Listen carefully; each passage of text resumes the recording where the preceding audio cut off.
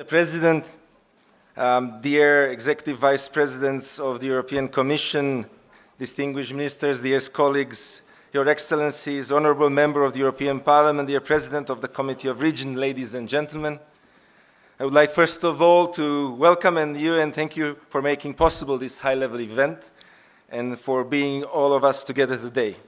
This is a renewed opportunity to showcase that cohesion is strong and remains high on the European agenda. This conference marks an occasion to share views as we look towards the new multi-annual financial framework 2028-2034, facing both opportunities and challenges. The cohesion policy has powerfully shaped European integration, and now it's time that we carefully consider its future within the new budgetary framework. For this perspective, let us begin the discussion on this promising day. It is my privilege to invite the President of Romania to address his message and the opening of the conference. Mr. President, we invite you to address the audience. Thank you very much.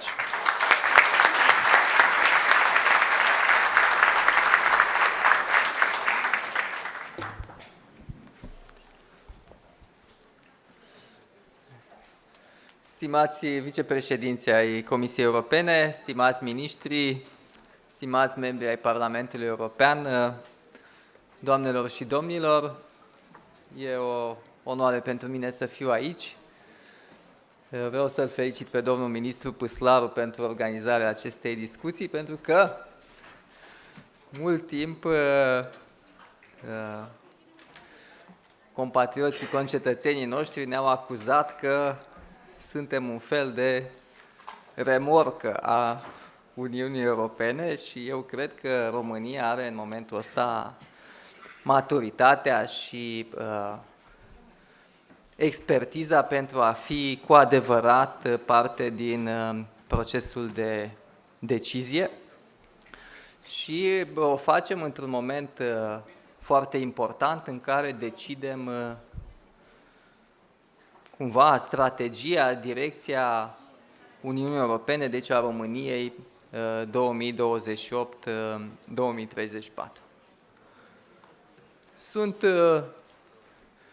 două cuvinte pe care o să le auzim mult timp de acum încolo: economie și securitate.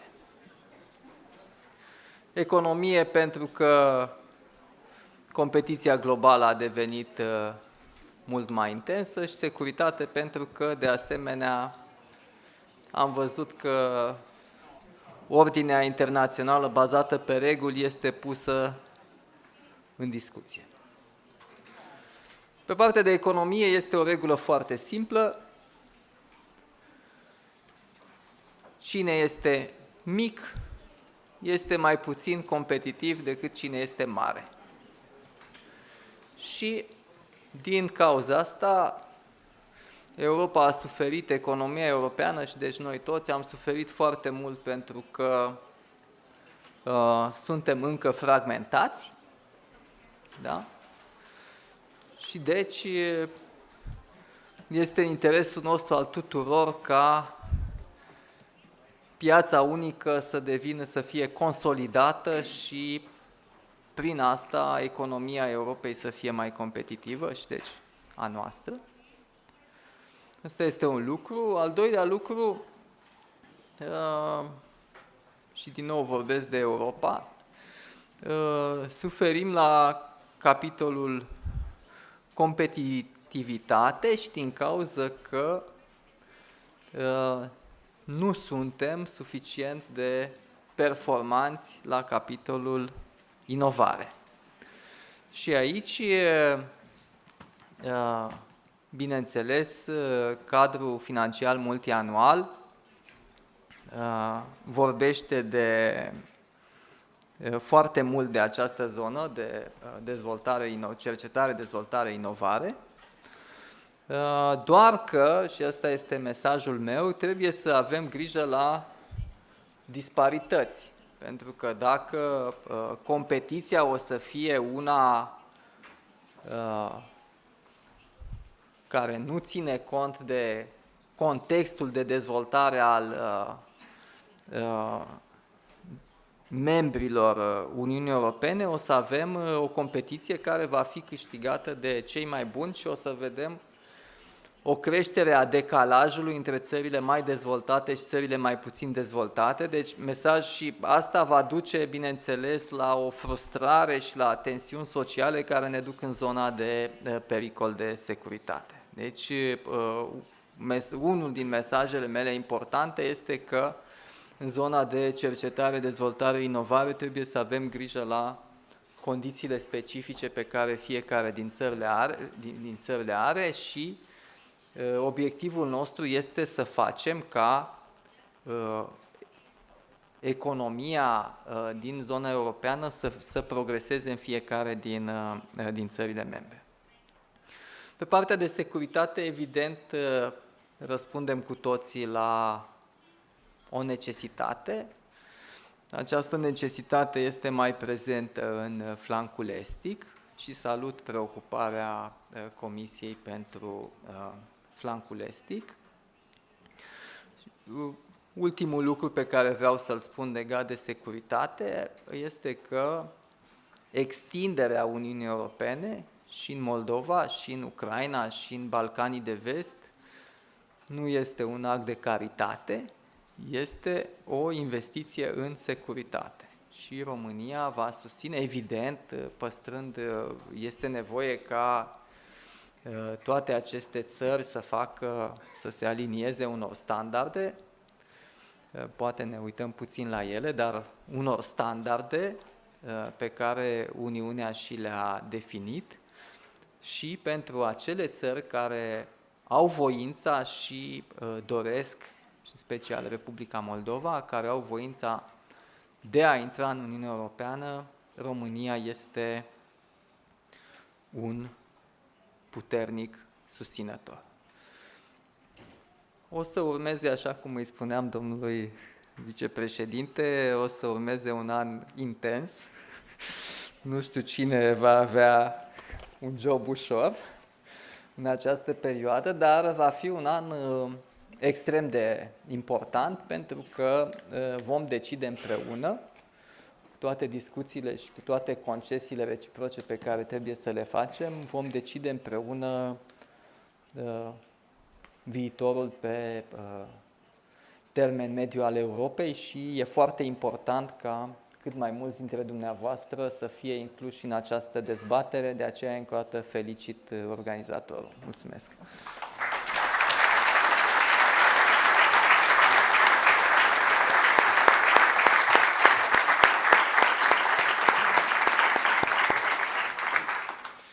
Mulțumim, domnule președinte, pentru mesajul pe care l-ați transmis și pe importanța pe care o acordați acestei teme cruciale legate de coeziune. I will switch back to English, and now it's my honor to invite the Executive Vice President for Cohesion and Reforms to deliver the opening remarks.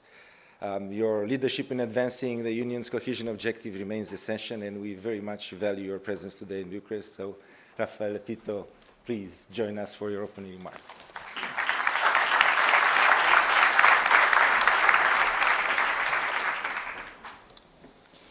Thank you, Dragos. Thank you for your invitation and for this opportunity. Dear President Dan, dear Roxana, dear ministers, dear distinguished participants. First, I wanted to thank our host for this high-level conference. It is a privilege for me to be in Romania for the first time. It is also a privilege to see so many partners of cohesion here. Partnership and consultation are core values of cohesion policy. They are my core values too. Since the beginning of my mandate as Executive Vice President for Cohesion and Reform, I have visited many regions across Europe, and I continue to do so. Every time I try to speak with all partners of cohesion policy, ministers and presidents, as well as regional and local stakeholders. So I'm delighted to see so many distinguished partners here today. Your insights and perspective are needed because this conference comes at a crucial moment. As we are preparing for the next multi-annual financial framework, Europe must reflect with clarity and courage on priorities for the years ahead. Cohesion remains one of those priorities. Cohesion is the concrete expression of European solidarity. It is the policy that turns our European values into action, giving meaning to the promise that no region and no citizen will be left behind. Now here is this more evident than here in Romania. Since accession, Romania has transformed its economy. GDP per capita has risen from 44% of the EU average to almost 80% today. These simple statistics shows both the progress made and the work that remains to be done. Romania's story is a European story. It shows that cohesion policy works and that place-based investment, partnership and shared management work. But this is also a story of adaptation. Cohesion policy has worked over the decades precisely because of its adaptability. It has adapted to the specific needs of each region. And it has also adapted to the changing nature of Europe's challenges. The current policy framework, which was agreed back in 2019-2020, was conceived in a different context. Since then, Europe has faced a pandemic, a war of aggression, a sharp rise in energy costs, and a renewed awareness that Europe must strengthen its competitiveness and its strategic autonomy. And wherever I go in Europe, stakeholders tell me of emerging challenges, increasing global competition, security concerns, population decline, and many more. The midterm review of cohesion policy is an opportunity to address these challenges. And Romania is already seizing this opportunity with significant investment in new technologies, like many other member states, and in particular regarding the 5 new priorities: defense, housing, water, energy, and competitiveness. Looking beyond 2027, we must modernize cohesion policy, building on its core principles, the place-based approach, partnership, and shared management. The next generation of programs built through national and regional partnership plans will prioritize flexibility, simplification, and performance. This will allow us to respond more effectively to the future challenges. Regions and their needs will remain central to the process. Plans will be designed and implemented in partnership between the Commission, national authorities, and regional authorities, and regions will continue to work directly with the Commission. At least 218 billion euros are reserved for less developed regions, and the proposal retains the 3 categories of regions, tailoring investments to local realities. To support this tailored approach, we are working on strategies for diverse territories that make up our Union. We will very soon present the new agenda for cities to simplify access to EU investments and strengthen coherence across our instrument. We are also working on a strategy for eastern border regions. For the first quarter of next year, you are well aware here in Romania of the challenges faced by these regions. We have also started reflecting on an initiative for the right to stay, the right of every European to build a future in the place they call home. Finally, we have on our agenda dedicated strategies for the outermost regions and for islands and coastal communities. We are engaging widely with all stakeholders for these strategies, which will prepare the way for the next MFF. Because the MFF proposal is just the beginning of an important and challenging process. There is still a long road ahead, and your input matters. We have a shared responsibility and a shared opportunity to put in place a budget that fits the next decade. Europe is facing important challenges, from peace to prosperity. We have the duty to continue working with determination on our common mission. We must strengthen our ability to react quickly to new challenges, while at the same time reinforcing our territories to ensure long-term growth. Simplification and flexibility will be essential to unlock productivity and make the best use of European resources. And we will continue this work together, the European Commission, Member States, regions, cities, and all stakeholders. For this reason, I would like to thank again you, Dragos, for this important initiative, and I think that we can work together in the next months because the problems that we have, but also the opportunity, can be an important solution if we work together in the same direction. I would like to thank you for this initiative, and I'm sure that, and I'm convinced that cohesion policy will have in the future the very important role for the new perspective. Thank you very much.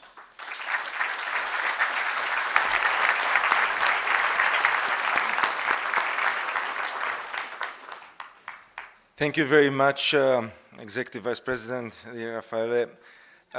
The history of the European project has been defined by cohesion and solidarity, and the cohesion policy is the tangible expression of solidarity and balance among our member states and regions. Competitiveness cannot come at the expense of cohesion. Innovation cannot succeed without inclusion, and they must work together, strengthening one another. This is why it is essential to continue our efforts to combat poverty, social exclusion, regardless of their causes, so that no one is left behind. We need education and human capital endowed with the right skills and competencies. For that, it's my honor to invite a champion at the European Commission level, the Executive Vice President for Social Rights and Skills, Quality Jobs and Preparedness, Roxana Mânzatu, to give her opening speech.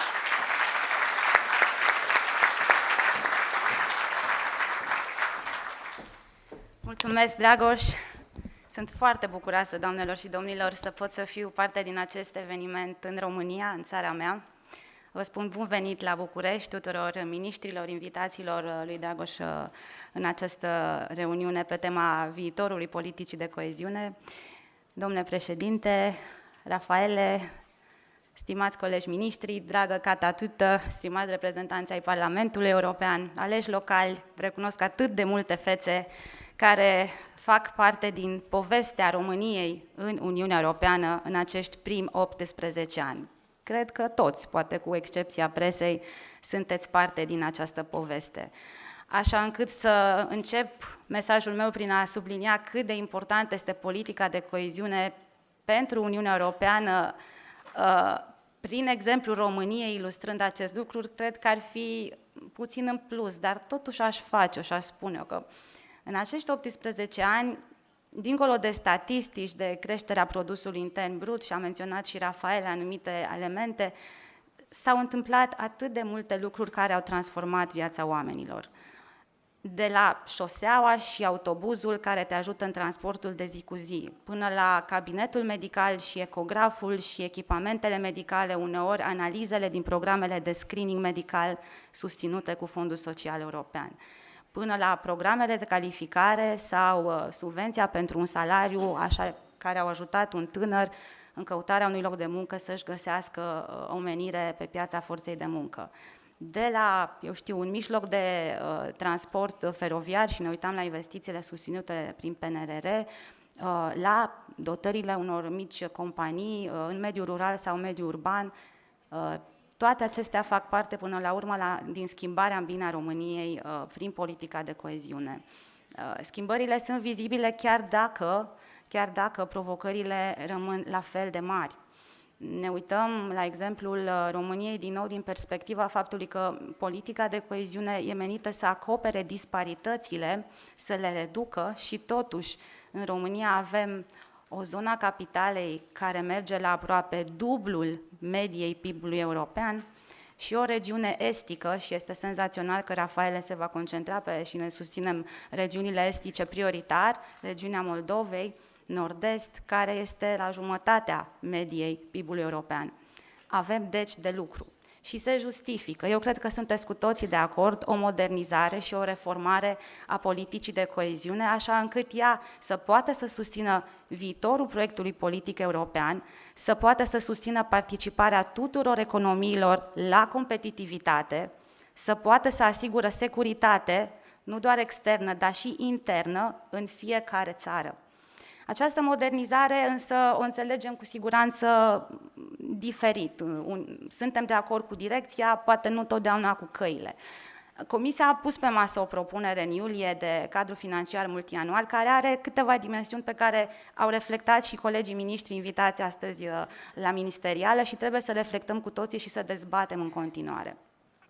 În primul rând vă invit să reflectăm dacă ne dorim o politică de coeziune puternică, o politică agricolă puternică, o politică pentru o competitivitate puternică, trebuie să reflectăm la structura generală a bugetului. Avem pe masă un buget de aproape 2 trilioane euro, un buget fără precedent. El înseamnă noi surse de venit. Aceste surse de venit sunt, sigur, importante, trebuie dezbătute, susținute, atât de statele membre în Consiliu, cât și în Parlamentul European. Este o dezbatere importantă pentru că, până la urmă, cifrele contează, valorile contează. Să știți că m-am uitat cu o anumită surprindere când în iulie am prezentat cifrele pentru România și, în general, propunerea pe MFF și România cu această alocare de peste 60 de miliarde de euro, foarte mare, printre cele mai mari. Reacția în țara noastră nu a fost cum era în exercițiile financiare precedente, pentru că, sigur, suntem poate cuprinși de problemele de implementare pe fostele sau actualele fonduri. Dar totuși sumele și cifrele contează. Avem nevoie de acești bani și avem nevoie să fim prezenți în dezbaterea și în generarea de soluții cu privire la bugetul european din toate perspectivele. Deci vă invit să ne uităm cu tot profesionalismul și cu toată responsabilitatea la valoarea totală a bugetului și la sursele de venit ale acestui buget. După aceea, da, se propune un mecanism simplificat, mai agil fiind cuvântul, pentru implementarea politicii de coeziune și a politicii agricole comune, prin intermediul acestui plan de țară în fiecare stat membru și a unui regulament dedicat finanțării acestor planuri de țară. Creează sinergie. Cred că cu toți cu care sunteți în sală în viața asta am discutat despre sinergii, despre cum ne-am fi dorit o mai bună corelare între finanțările pe rural, hai să vorbim de dezvoltarea infrastructurii sau de companii, și finanțările pe urbanul mic sau urbanul mare. Și nu vorbesc de discuțiile pe care le-am avut de atâtea ori, de a realoca bani în funcție de atractivitatea unor măsuri sau de a crea o armonizare între reguli, între calendarele de lansare ale apelurilor. Și de câte ori nu spuneam, avem fonduri diferite, regulamente diferite, politicile au DG-uri diferite, identități diferite și e bine să avem identități diferite. Politicile sunt stipulate prin tratate, așa cum spunea Catatutul astăzi. Da, dar cum le implementăm mai sinergic, așa încât să putem să răspundem nevoilor companiilor de infrastructură, fermierilor, mai eficient, e important.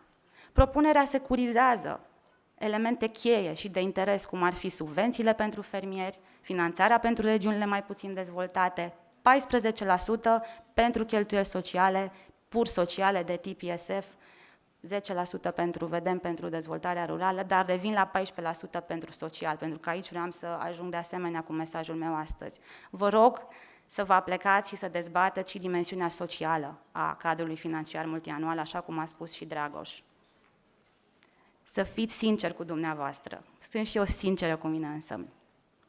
Nu acordăm suficientă atenție dimensiunii sociale, politicii sociale, agendei sociale și e de înțeles. Sunt priorități arzătoare. E nevoie să ne concentrăm la apărare, la competitivitate, la ce se întâmplă pe geostrategic, pe plan global, dar în același timp, și cred că suntem capabili să facem acest lucru, trebuie să continuăm să arătăm oamenilor că investim în ei, în educația lor, în accesul la servicii medicale, în copii, că ne luptăm cu sărăcia, că nu lăsăm, până la urmă, sărăcia, creșterea costurilor vieții, să fie transformate în arme împotriva proiectului european. Acest minim de 14% pe care îl propunem ca țintă minimă în acest plan, care ar trebui să fie implementat de autoritățile naționale în parteneriat, gestiune partajată cu Comisia și în parteneriat cu regiunile, este o garanție că de acolo putem porni în sus să investim în educație, în dezvoltarea și modernizarea curiculei, în competențele lucrătorilor, angajaților care se uită de la automotive până la alte industrii, cum să facă să rămână în câmpul muncii, ce trebuie să învețe, cum să se repoziționeze în condițiile în care structurile productive se schimbă, se transformă, avem digitalizare, avem relocalizări de multe ori. Avem nevoie să putem să investim în programe de combatere a sărăciei. Fără aceste dimensiuni, suntem vulnerabili în interior și securitatea internă este vulnerabilă. Am propus o serie de mecanisme care să poată să ajute statele membre să investească inteligent acest minim 14%. Și vă invit să le aplicați. Garanția pentru competențe pentru lucrători, spre exemplu. Foarte important ca mecanism de susținere a oamenilor care sunt în câmpul muncii și au nevoie să se repoziționeze pentru a putea să continue în industriile respective. Este de asemenea important să ne uităm și la maniera în care această propunere vine să susțină autoritățile care vor implementa fondurile. Fiți atenți puțin la regulamentul propus, din nou se întoarce capacitatea administrativă. Știu câtă discuție am avut despre faptul că nu am mai avut finanțare pentru capacitatea administrativă în actualul exercițiu. Și a fost dificil să implementați și PNRR și politica de coeziune. Și pentru asta au existat și întârzieri. Propunerea vine și cu o astfel de abordare. Închei prin a spune că din discursul lui Rafaele și din fapt de tot ce face el, și suntem acolo în echipă, și eu, și el, și comisarul Hansen pentru agricultură, și comisarul Serafin pentru buget. Cel mai important este să găsim o cale de a lucra pentru dreptul de a sta. Este ceea ce oamenii, mobilitatea, asta e adevărat. Uniunea Europeană a însemnat pentru mulți, pentru români, foarte mulți, dreptul de a călători, lucra, studia. Și ne-am dorit ca posibilitatea aceasta de a fi mobil în Europa să fie doar o carte de vizită pozitivă a proiectului european. Și a fost venituri crescute, oameni care poate chiar s-au relocalizat, dar există și o parte negativă și frustrantă și se vede inclusiv în procesele democratice, în alegeri. Oamenii simt că nu vor să plece pentru a obține un serviciu public de calitate, un job de calitate, o accesul la universitate sau la un program universitar mai bun, și-ar dori toate lucrurile acestea acasă și ca Europa să contribuie mai mult, mai țintit la dezvoltarea acestor servicii acasă. Și la asta trebuie să lucrăm inclusiv din perspectiva agendei sociale a Uniunii Europene. Eu vă doresc să vă implicați în acest proces cât mai pragmatic și cât mai eficient și procesul de la București, că așa l-a numit Dragoș astăzi în ministerială, această reflexie cu privire la viitorul politicii de coeziune și sinergia ei cu competitivitatea, cu securitatea, să fie unul folositor întregului proiect european, credibilității, solidității proiectului european, care va fi testată în anii ce vin. Mulțumesc frumos!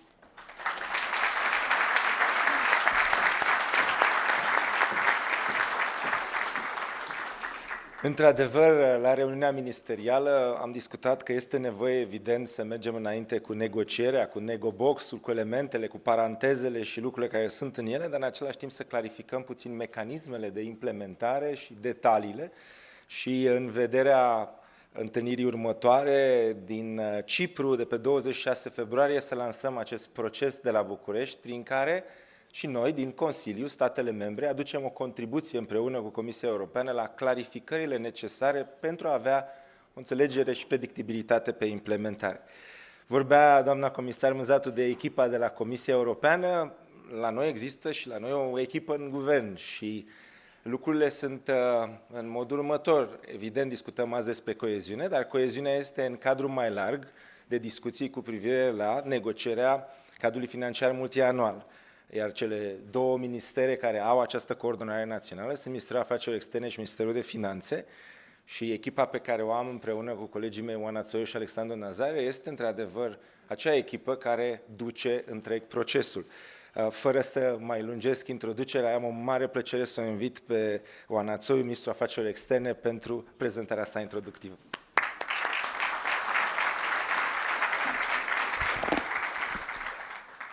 Mulțumesc mult, Dragoș, domnule președinte, domnilor vicepreședinți, domnule comisar, dragi miniștri, excelențe. O să adresez discursul oficial în engleză pentru că suntem foarte bucuroși că avem astăzi aici peste reprezentanți a peste 20 de țări și asta vorbește puternic nu doar pe nevoia noastră națională, locală de a dezbate care ne sunt prioritățile și perspectivele de negocieri, dar și despre nevoia pe care o avem de a duce această dezbatere împreună și pentru ca vocea României să fie auzită nu doar la Bruxelles, ci iată România să fie gazda acestui proces de reflexie care este în beneficiul tuturor.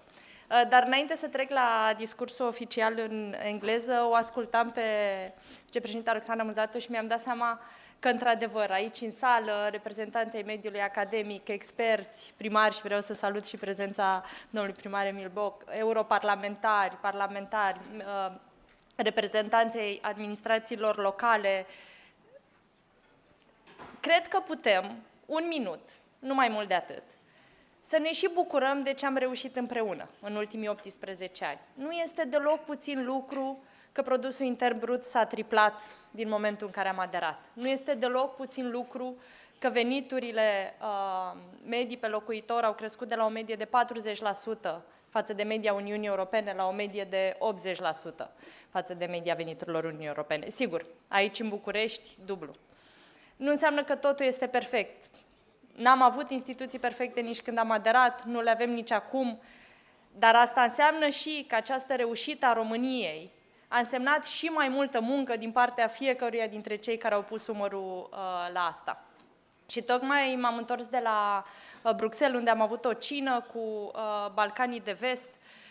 Câteodată îți dai seama mai ușor în acel format că povestea României, povestea de succes a României, munca pe care am depus-o împreună și onestitatea cu care ne uităm la lucrurile care încă nu funcționează, onestitatea cu care ne uităm și la oportunitățile pe care uneori le-am pierdut, la banii pe care uneori i-am avut la îndemână, i-am fi putut lua pentru unele proiecte, fie ele de coeziune, de incluziune socială, de creșterea competitivității și poate felul în care am negociat și internațional și acasă regulile, a creat și piedici, cum am reușit să absorbim resursele respective. Dar chiar și așa, povestea României este parte din povestea de succes a Uniunii Europene și devine un atu geostrategic, pentru că, așa cum foarte bine au spus antevorbitorii mei, în momentul în care ne uităm la capacitatea noastră de a crea un proces de coeziune coerent, de a fi competitivi, la forța pe care economiile noastre o au, de a crea bunăstare pentru cetățeni, acesta este și un imperativ de securitate până la urmă, pentru că capacitatea noastră ca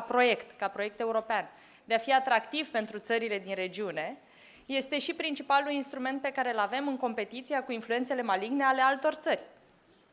Și asta este direct legat de securitatea noastră în viitor.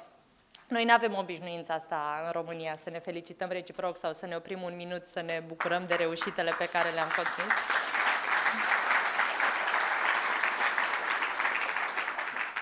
Dar asta pentru că trebuie mereu să fim atenți la ce încă nu funcționează, la ce avem de reparat, la ce mai avem de făcut și aceasta este și miza acestor zile. Pentru că atunci când vorbim de bugetul multianual, nu vorbim doar de bani și de alocarea resurselor, vorbim în primul rând de care ne sunt ambițiile, care ne sunt prioritățile, unde vrem să ducem mai departe acest proiect și cum banii pe care îi alocăm urmează aceste priorități. Așa că dezbaterea este în primul rând despre ce vrem și cum ajungem acolo.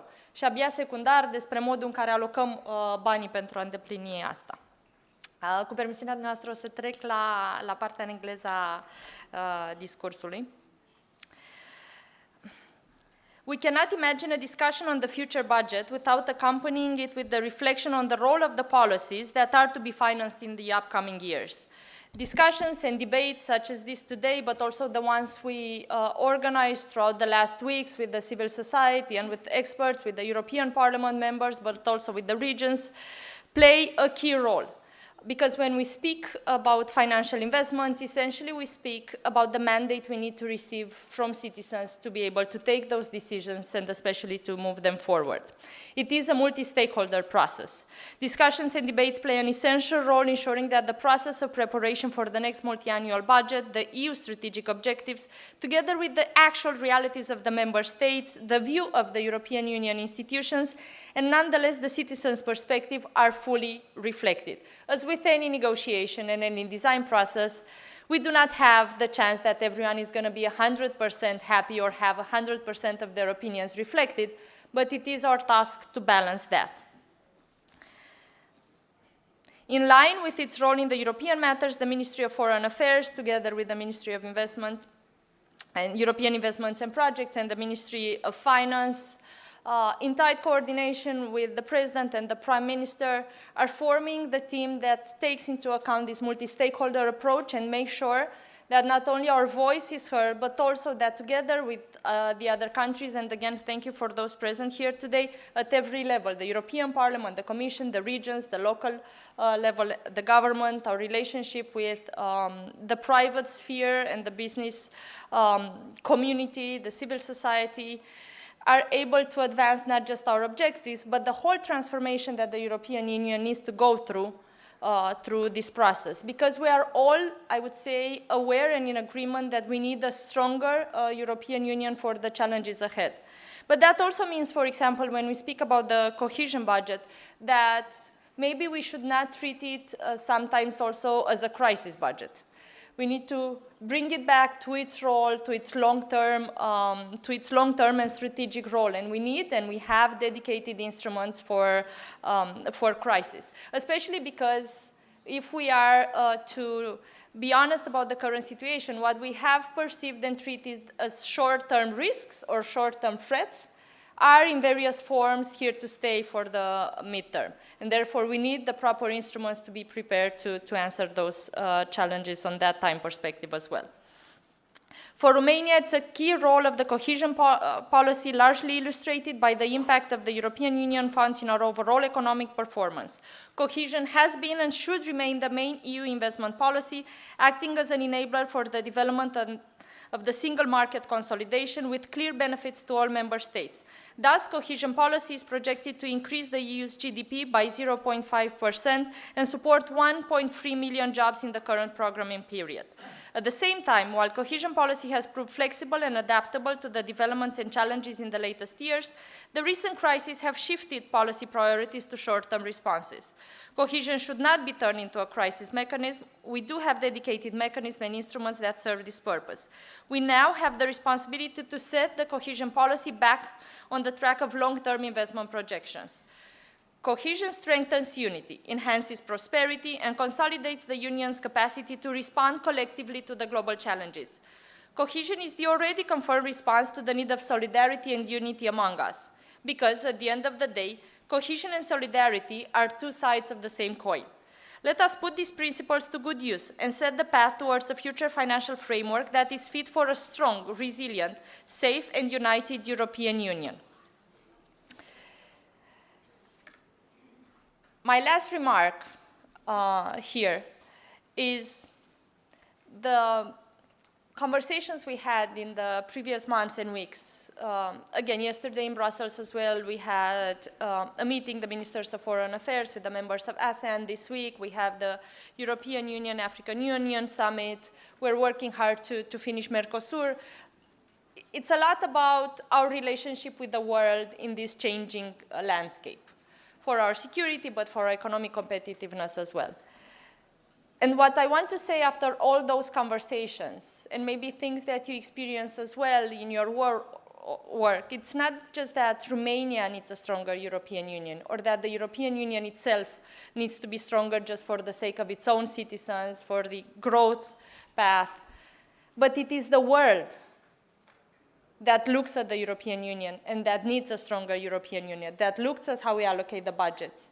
It is the world that is looking on the perspective to increase the trade with the European Union in such a way that they become less dependent on other spheres of influence. And that means that our capacity to increase our competitiveness, our capacity to finish the single market project, but especially our unwavering dedication to keep both our citizens, our business environments, and our borders safe is an ambition for the world. Thank you so much.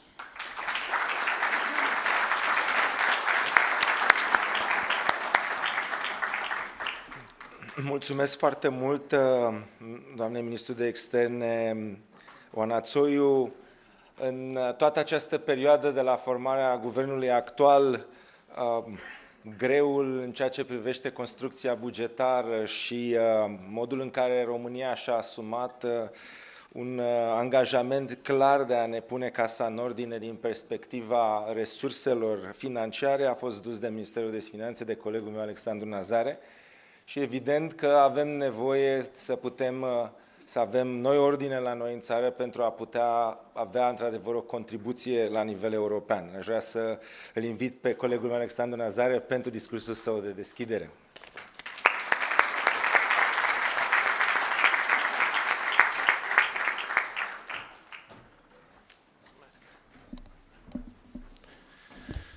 Domnule președinte, domnule comisar, domnilor miniștri, excelențele dumneavoastră, sunt foarte onorat să particip astăzi alături de dumneavoastră la acest eveniment despre nou cadru multianual. Cred că este o dezbatere extrem de necesară despre construcția și arhitectura viitoarelor noastre programe de finanțare. Aveam un speech în engleză, 3 pagini, am renunțat complet la speech-ul în engleză, am trecut la speech-ul în română și pentru că sunt și printre ultimii vorbitori, aș vrea doar să punctez anumite chestiuni care mie mi se par foarte importante. În primul rând, cred că succesul unui program depinde într-o extrem de mare măsură de modul în care construim arhitectura programului. Cred că 2/3 din succesul de absorpție a unui program stă în partea de reflexie și de construcție minuțioasă tehnică a acestui program. Adică depinde de cât de mult adaptăm aceste surse de finanțare la nevoile reale ale economiei României. Noul MFF este în foarte mare măsură, merge în logica PNRR-ului. Deci se schimbă niște mentalități legate de finanțare la nivel european și suntem obligați să anticipăm. Avem 2 ani de zile înainte de negocieri intense în care efortul nostru trebuie să fie foarte mare. Trebuie să vedem ce n-a funcționat la PNRR în mod real. Cum reglăm toate lucrurile care n-au funcționat la PNRR, astfel încât să facem nou cadru multianual un succes. Și câteva lucruri aș putea să menționez aici. Noul cadru multianual trebuie să fie extrem de bine conectat la realitățile României. Adică o conexiune foarte puternică cu mediul de afaceri. O conexiune foarte puternică cu tot ce înseamnă mediul universitar, care poate foarte mult să contribuie cu knowledge în program. O conexiune extrem de puternică cu toată zona de think tank-uri din România și, bineînțeles, foarte importantă administrația, în special administrația locală, regiunile de unde de jos în sus, de la firul ierbii, trebuie să preluăm ideile și să le ducem în program. Așa vom reuși să construim un cadru multianual din care chiar să tragem banii și să nu mai ajungem în situația cu PNRR-ul, în care ne-am bucurat de un volum mare de 28 de miliarde și am ajuns, după 4 ani, să avem 21 de miliarde. De ce? Pentru că la momentul respectiv, în loc să facem dezbaterea cum ar fi trebuit, n-am făcut-o. Atunci când trebuia, lucrurile trebuie făcute la timpul lor. Trebuie să folosim cu mare atenție tot timpul pe care îl avem, acești 2 ani de zile, și să construim foarte bine nou cadru multianual. Un al doilea aspect foarte important, nivelul de ambiție legat de negocieri. Nu poți să ai o negociere de succes dacă nu ai o construcție de succes. Da? Deci ele două merg împreună.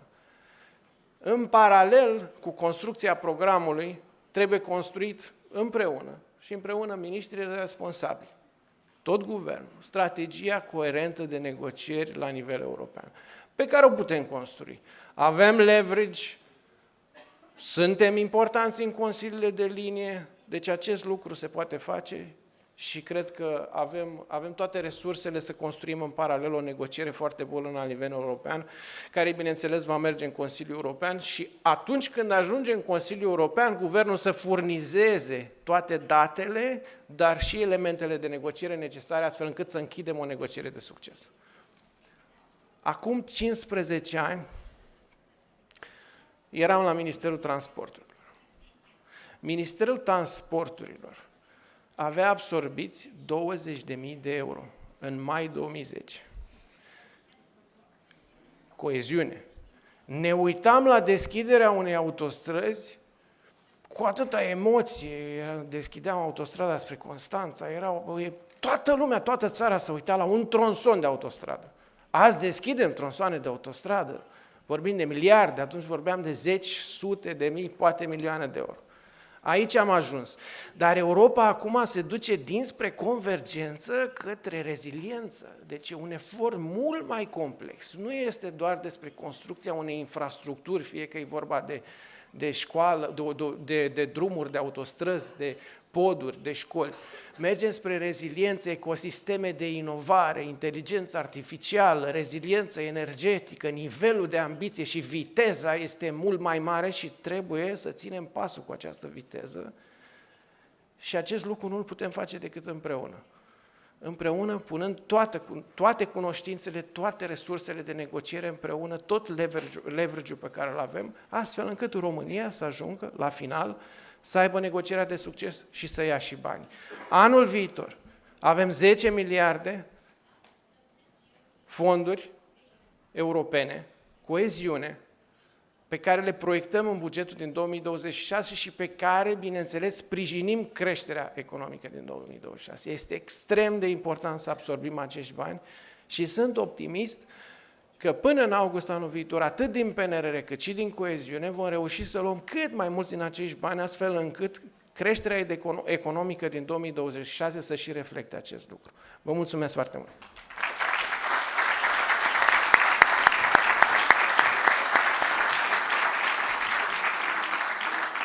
Mulțumesc colegului meu, ministrul de Finanțe, Alexandru Nazare. Mulțumesc, domnule președinte, domnilor vicepreședinți executivi ai Comisiei Europene, doamnă ministru.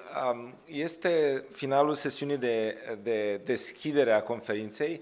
Dacă veți avea răbdarea și sperăm că lucrările conferinței vor fi pe placul dumneavoastră, pe mine mă veți auzi la concluzii. Deci este o motivație suplimentară să rămâneți până la sfârșit. I would also like to express my sincere gratitude to the representatives of the European Commission and all the Romanian officials, central government, local government, the civil society for a steadfast commitment and invaluable contribution to advancement of the European cohesion agenda. We have leaders from the European Parliament, distinguished and honorable members that are carrying our agenda at that level as well. I think that we have all the means, the ambition and the skills to contribute to the European debate. Let's launch the Bucharest process. I wish you all a good conference and we'll see each other at the conclusion panel. So, mulțumesc foarte mult și vă invităm la panelul de deschidere de plenară. Mulțumesc!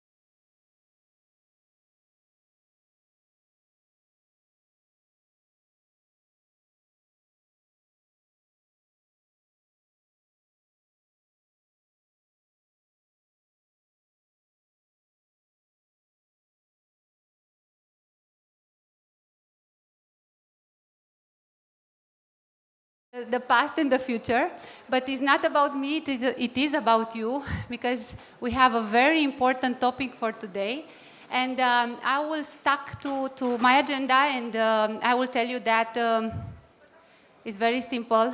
As we prepare all of us for the next EU budgetary cycle, which is very much filled with new priorities, or if you want, competing priorities, new fiscal rules and reform expectations, we are very much aware of the fact that cohesion policy is now asked to demonstrate again, once again, not only its purpose, but also its strategic value. So before we start, allow me to briefly outline the structure of our exchange for today. Our discussions is organized in 2 rounds, each bringing together perspective from EU institutions, national administration, and international partners. We are joined today by hopefully 12 distinguished guests, panelists, which interventions it's limited to 5 minutes, ensuring clarity, balance, and space for constructive dialogue.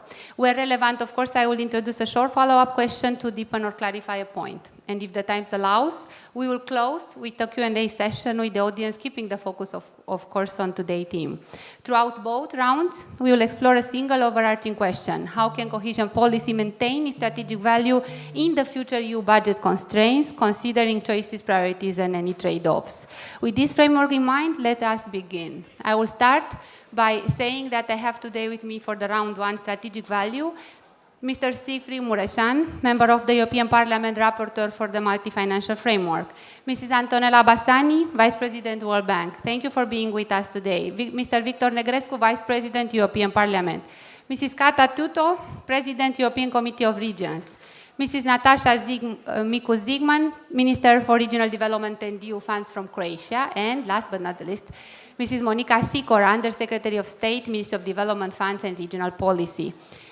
I had another order, but now, because due to the fact that some of you have competing priorities, I will start with Mrs. Antonella Bassani, a leader connecting economic strategy with institutional reform. Mr. Bassani, please tell us, how can Europe design performance frameworks that rewards institutional learning and reform progress, not only spending speed? Thank you, the floor is yours. Thank you very much, and good afternoon, Minister, Commissioner, partners, and friends. It is a real pleasure to join you today on this very important event representing the World Bank Group as we celebrate the European Union achievements and reflect on how it can continue to meet new challenges with ambition, resilience, and unity. The EU has been a powerful engine of progress. Around the world, 27 countries have reached high income status since 1990. 10 of these countries are those that have joined the EU. And the success of these countries have rested on their embrace of the EU integrated market, robust institutions, realigned production structure, for which the EU was a very powerful engine. Romania's own journey from low to high income levels within a generation shows that convergence rests not only on capital, but equally on policies, strength of institutions, and regional integration and social cohesion. And indeed, the Union influence extends beyond its borders through its markets, its investment, its standards, and its policy convergence, shaping growth trajectories across its neighborhoods. And in my role at the World Bank Group in Europe and Central Asia, I see this impact every day. Cohesion policy remains central across the region because it places inclusive growth, territorial balance, and shared prosperity at the heart of European integration. And yet uncertainty is real. Regional inequalities, global economic volatilities and uncertainties, and financial pressures weigh heavily. And expectations have increased, investment needs are large, and this is a call to action to match ambition with delivery so that opportunity is within everyone's reach. And as Europe discusses priorities for the post-2027 multi-annual financial framework, the question is clear: how can cohesion policy continue to reinforce shared progress in a more complex and more competitive world? Europe's competitiveness priorities are equally clear: boosting productivity, accelerating the energy and digital transitions, strengthening institutional capacity, addressing skill gaps, improving connectivity, fostering innovation, and tackling these priorities while addressing regional disparities. These priorities are integral to cohesion, and they align very closely with the work that the World Bank Group supports across the region. Our approach at the World Bank Group is country-owned, evidence-based, and firmly focused on results that improve lives. We work with our partner to diagnose constraints and design solutions, drawing on the combined instrument of the World Bank that focuses on public sector, IFC and MIGA that focus on the private sector. And with the aim to mobilize private capital, reduce risk, and in this way complement EU resources. We focus on productivity and jobs, human capital and social inclusion, and resilience. Resilience including efforts to increase access to reliable, secure, and sustainable energy and water management. In Poland, for example, we are providing technical and financial support to improve residential energy efficiency, replacing inefficiency heating and scaling thermal retrofit in single-family buildings. And these efforts are critical for decarbonizing the economy and reducing energy poverty. Here in Romania, our technical assistant in the city of Constanța on urban regeneration and asset identification supported the mobilization of 800 million euros in private capital to repurpose an abandoned oil platform into a modern, inclusive urban center. In Ukraine, a 500 million loan to farmers to improve their access to financing has mobilized $3.2 billion in private capital. Looking ahead, three priorities stands out for us. First, Europe's core values remain its greatest strength.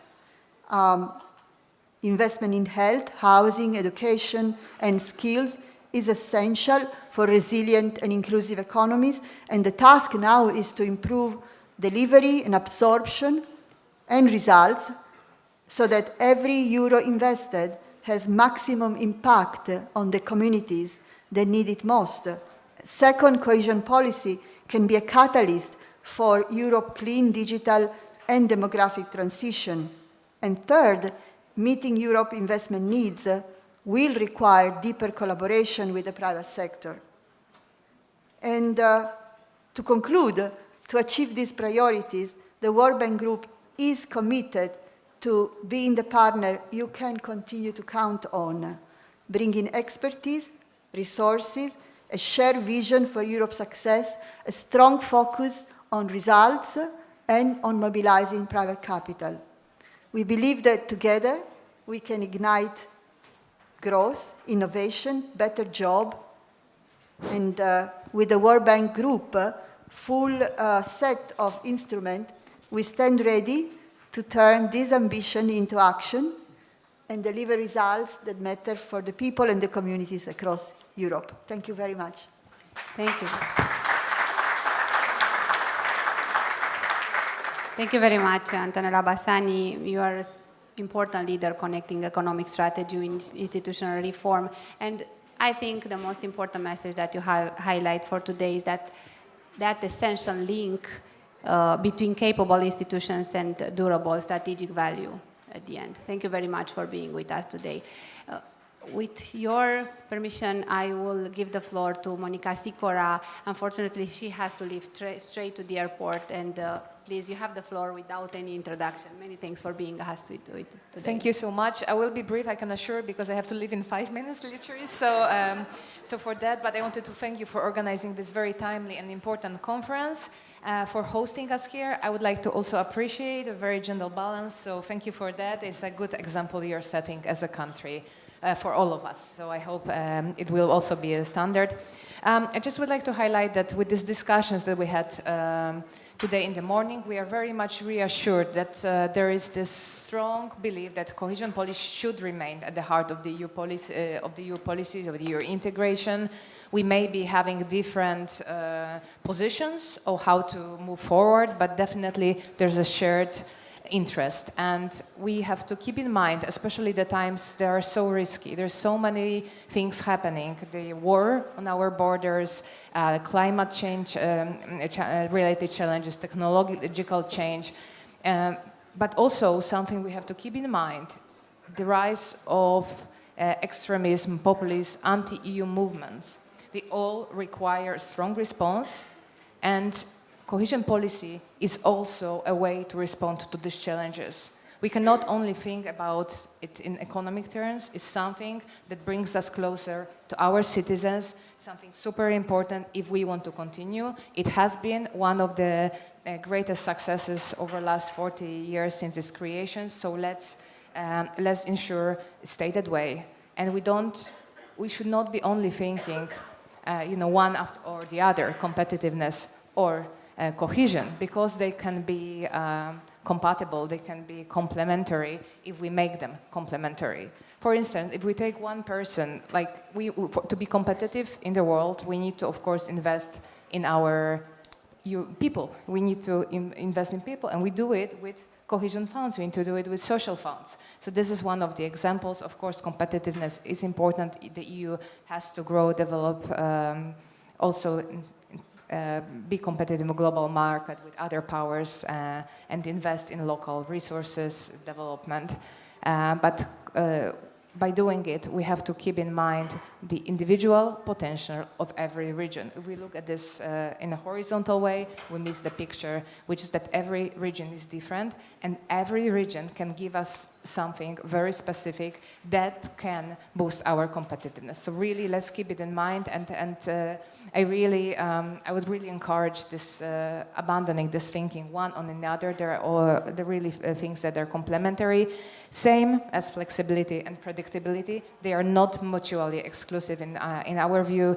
Flexibility, of course, is something that allows us to be more responsive, to be more adequate, but predictability gives us the possibility to ensure that we deliver on the results. And there are some areas to be improved. For instance, obligatory list of long specific objectives, which is presented in the draft regulation, should not be treated as, should maybe treated as an open catalog, and we should leave the space for the member states, for the regions to pick the most important things, equally to postulate for tailor-made solutions that are they're the best way, definitely to go, and also to have more flexibility on the amending and the possibility to amend specific national plans. This is something that we should consider, because we don't have all the scenarios, and if we want to be responsive, if we want to be flexible, we need to be able to adjust more quickly. Simple as that. So. Yes, let's try to ensure together, that cohesion continue to be this tool to eliminate disparities, economic, social, territorial among the member states, and also that we don't accidentally, undermine its current achievements, because that would be the worst case scenario. I'm convinced that together, especially after today's discussion, I'm really reassured, we'll ensure that this budget that is new, and this form that is completely new will be able to keep the spirit of cohesion that we know for so many years, and that has been so successful. Thank you. Thank you, Monica.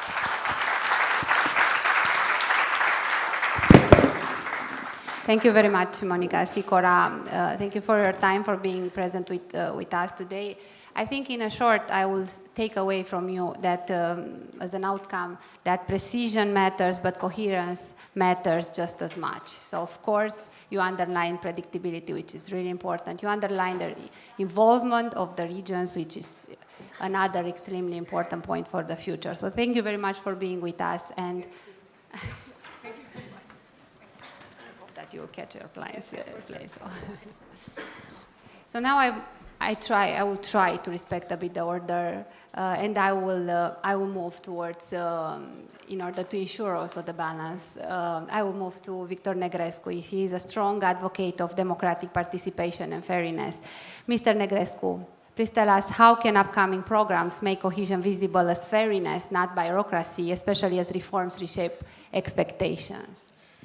So first of all, I'm happy to be here, and I'm happy to see so many of you attending today's conference, proving once more that Romania is a relevant player when it comes to these discussions about the next multi-annual financial framework, but also showing the faith that you put in the European Union, but also in the cohesion policy as such. And we need to emphasize even more the excellent impact and results brought by the cohesion policy here in Romania, but also across Europe.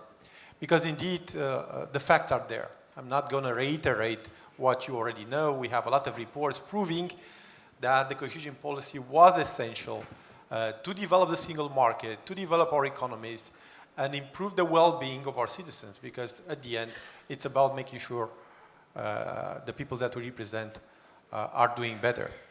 And of course, this impact is visible at different levels. But coming back from that, we have to look at the proposals that the Commission has set up, underline what we hope to improve, but also the things that can and should be changed, because some changes need to happen. So first of all, looking at the proposal of the Commission, it is clear that especially the initial proposal of the Commission was not going, in my humble opinion, in the right direction, because it was not offering enough clarity, because it was putting all the resources in one bucket, because it was introducing new conditionalities to get access to funds, because it was mixing cohesion funds with agriculture funds, because there were not enough resources for rural development, because the social targets were not there. Quite a few reasons to ask for some changes to be made by the Commission. And together with my colleagues in the European Parliament, together with the Committee of the Region, we underline what we hope to improve in that proposal of the Commission, that we still hope to improve in the months to come, because we want the next MFF to continue to be a key investment tool in the development of our countries and in the European Union as a whole. Again, we are still trying to correct some things, and we need your inputs. We need all the stakeholders present here to come up with their ideas to try to make sure that the next MFF will be a successful one, because indeed we are facing new global challenges. In the same time, we should not forget about our traditional goals and objectives. And I include here the idea of convergence, which is a key aspect that we should not forget about. But in order to reach those objectives, of course, we need to also make some changes, because adapting is absolutely necessary, especially today. And I will be focusing on that briefly.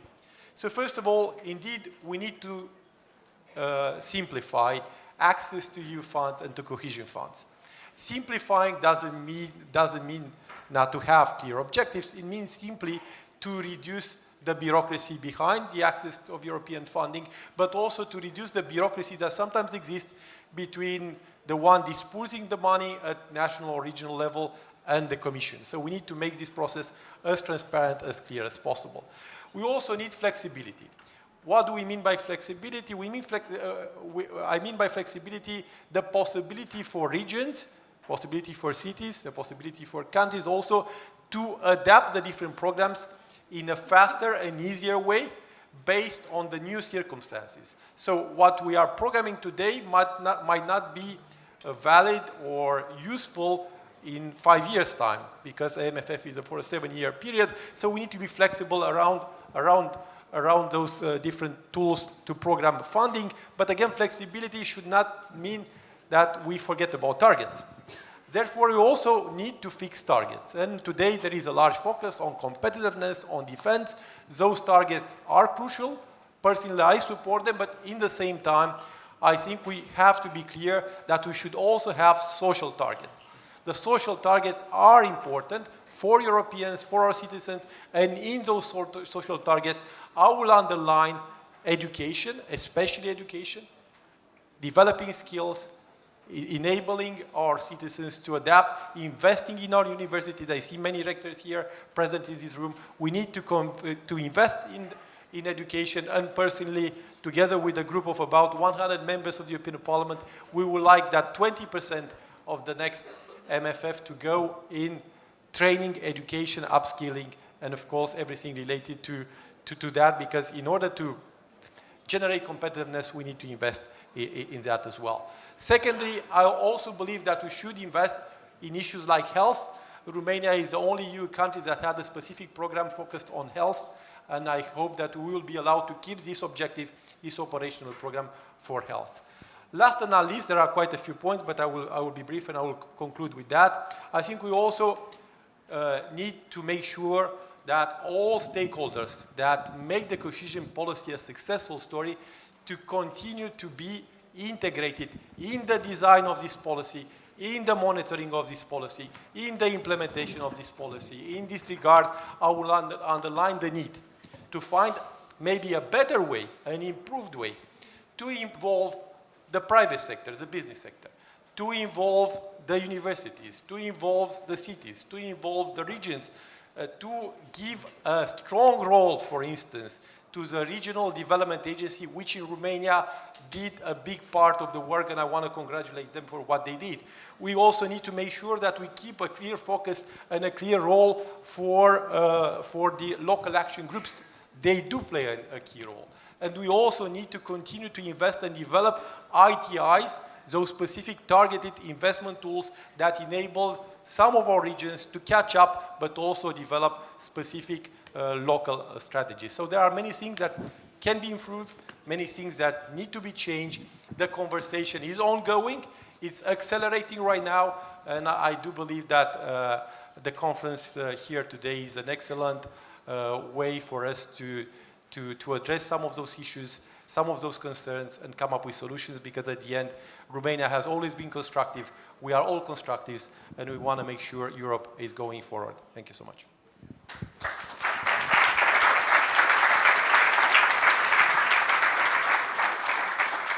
Thank you very much, Mr. Negrescu. Indeed, you mentioned that the citizens ultimately measure strategic value throughout fairness. And not only this, you underlined a clear focus on partnership principle. Of course, simplification, flexibility, our way to adapt to all the changes, all the crises, all the situations that occur in the future, but also you mentioned social targets for citizens, education, health, and so on. So thank you very much for your input. Now I will move in the same direction to another important member of the European Parliament. It's actually also MFF rapporteur, so it's a key voice as well in shaping the MFF. Please, Mr. Mureșan, tell us how can cohesion policies demonstrate strategic value when competitiveness, security, enlargement, and reform conditionalities increasingly influence the budget debate? So we are very much looking forward to hear your view today. Thank you very much. Good morning also from my side. Look, we in the European Parliament have positioned ourselves as defenders of cohesion policy, of the regions, of the common agriculture policy ever since the beginning of this process. Before the European Commission put forward their draft proposal on the 16th of July, the plenary of the Parliament in May has adopted the official position, the official demands of the Parliament towards the Commission, with, of course, my MFF co-rapporteur, a socialist colleague from Portugal, and myself from the pro-European Centre-Right European People's Party Group being responsible and leading this process. And we said, look, Of course, we understand that security and defense on the one side and competitiveness on the other side are the new priorities of the European Union, and of course they have to be reflected in the budget, but not at the expense of cohesion policy and agriculture policy. We believe that cohesion policy particularly can also contribute to making our economies more competitive and also to keeping us safer through many dual-use projects, through military mobility, contributing to cyber security, for example,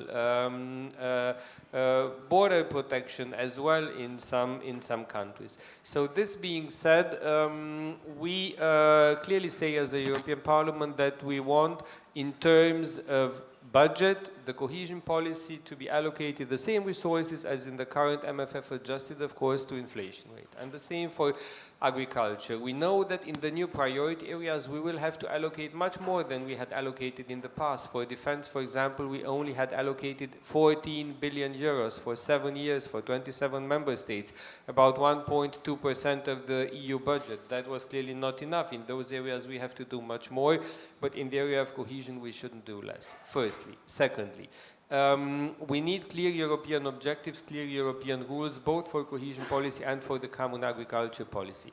The European Commission, unfortunately, it proposes a bit of a renationalization with these national plans. This might sound interesting in the beginning for a government, the message, you will be allowed to do whatever you want with the money, but in reality it puts every member state in competition with any other member state. On agriculture as well, if there are no clear rules on the subventions for farmers, no clear rules on cohesion, and each government can basically do whatever they want, that can generate unfair competition. If particularly here in Central Eastern Europe we might still have to do more for cohesion, that leaves less resources available for farmers than maybe in other corners of Europe. So this is why the position of the Parliament is, let us design at European level clear European policies with clear, predictable legal base, because cohesion policy shouldn't be a crisis mechanism. We hear a lot of talk about flexibility. Yes, 7 years is a long period of time. Unexpected developments occur over 7 years. We had in this MFF, the Vice President of the Commission said it very clearly, the Russian invasion into Ukraine with all of the consequences on our security, energy prices, need to support the neighborhood. We had in the previous MFF migration refugee crisis, we had Brexit, we had the beginning of the pandemic. So yes, we need flexibility. Unexpected developments would occur, but not at the expense of cohesion policy. Cohesion policy needs to remain an investment policy, and for this it needs predictability. It shouldn't be just, you know, a crisis response mechanism, a fund into which we tap when something unexpected happens and we need some resources.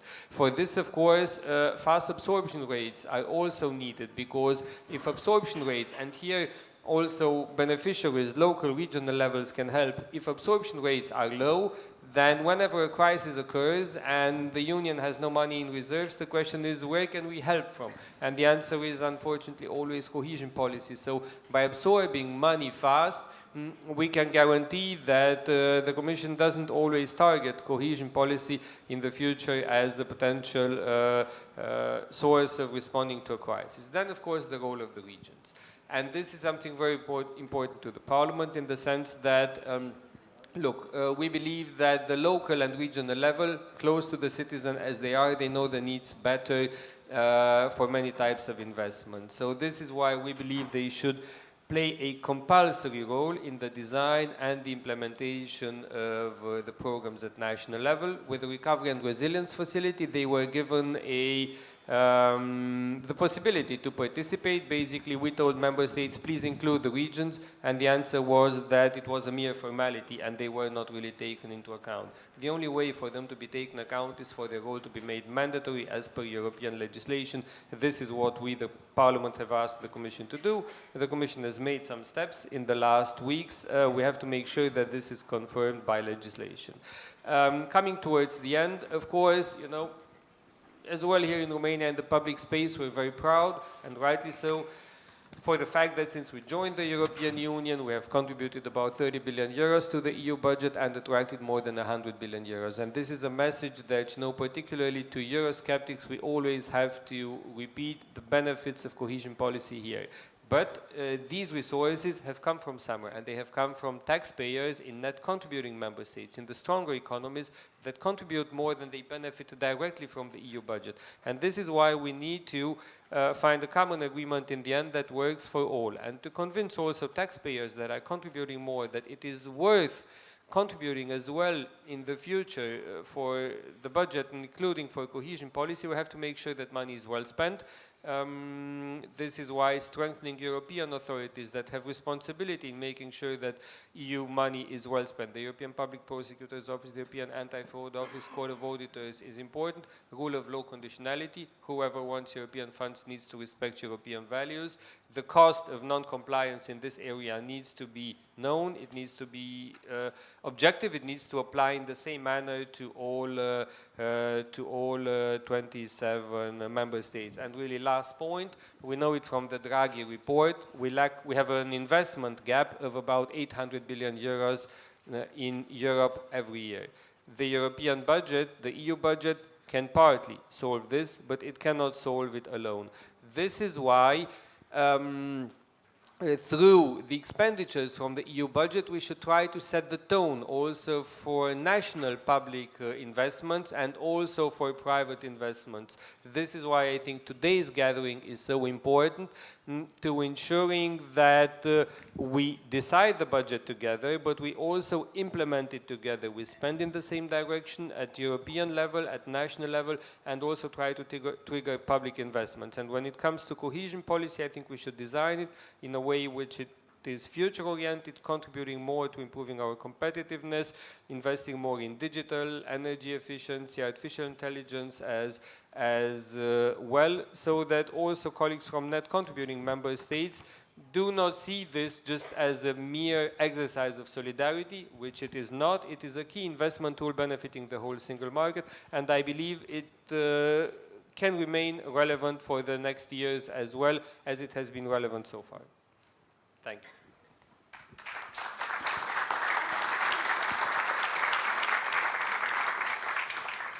Thank you very much, Mr. Mureșan. I will take from you legal certainty, which is really important, flexibility, but not at the expenses of cohesion or agriculture, and also the risk of unfair competition between member states. So I think this is really important, and you underline as well today. And as well, what you remind us is that reforms and performance reinforce cohesion long-term credibility. Thank you for your input for today.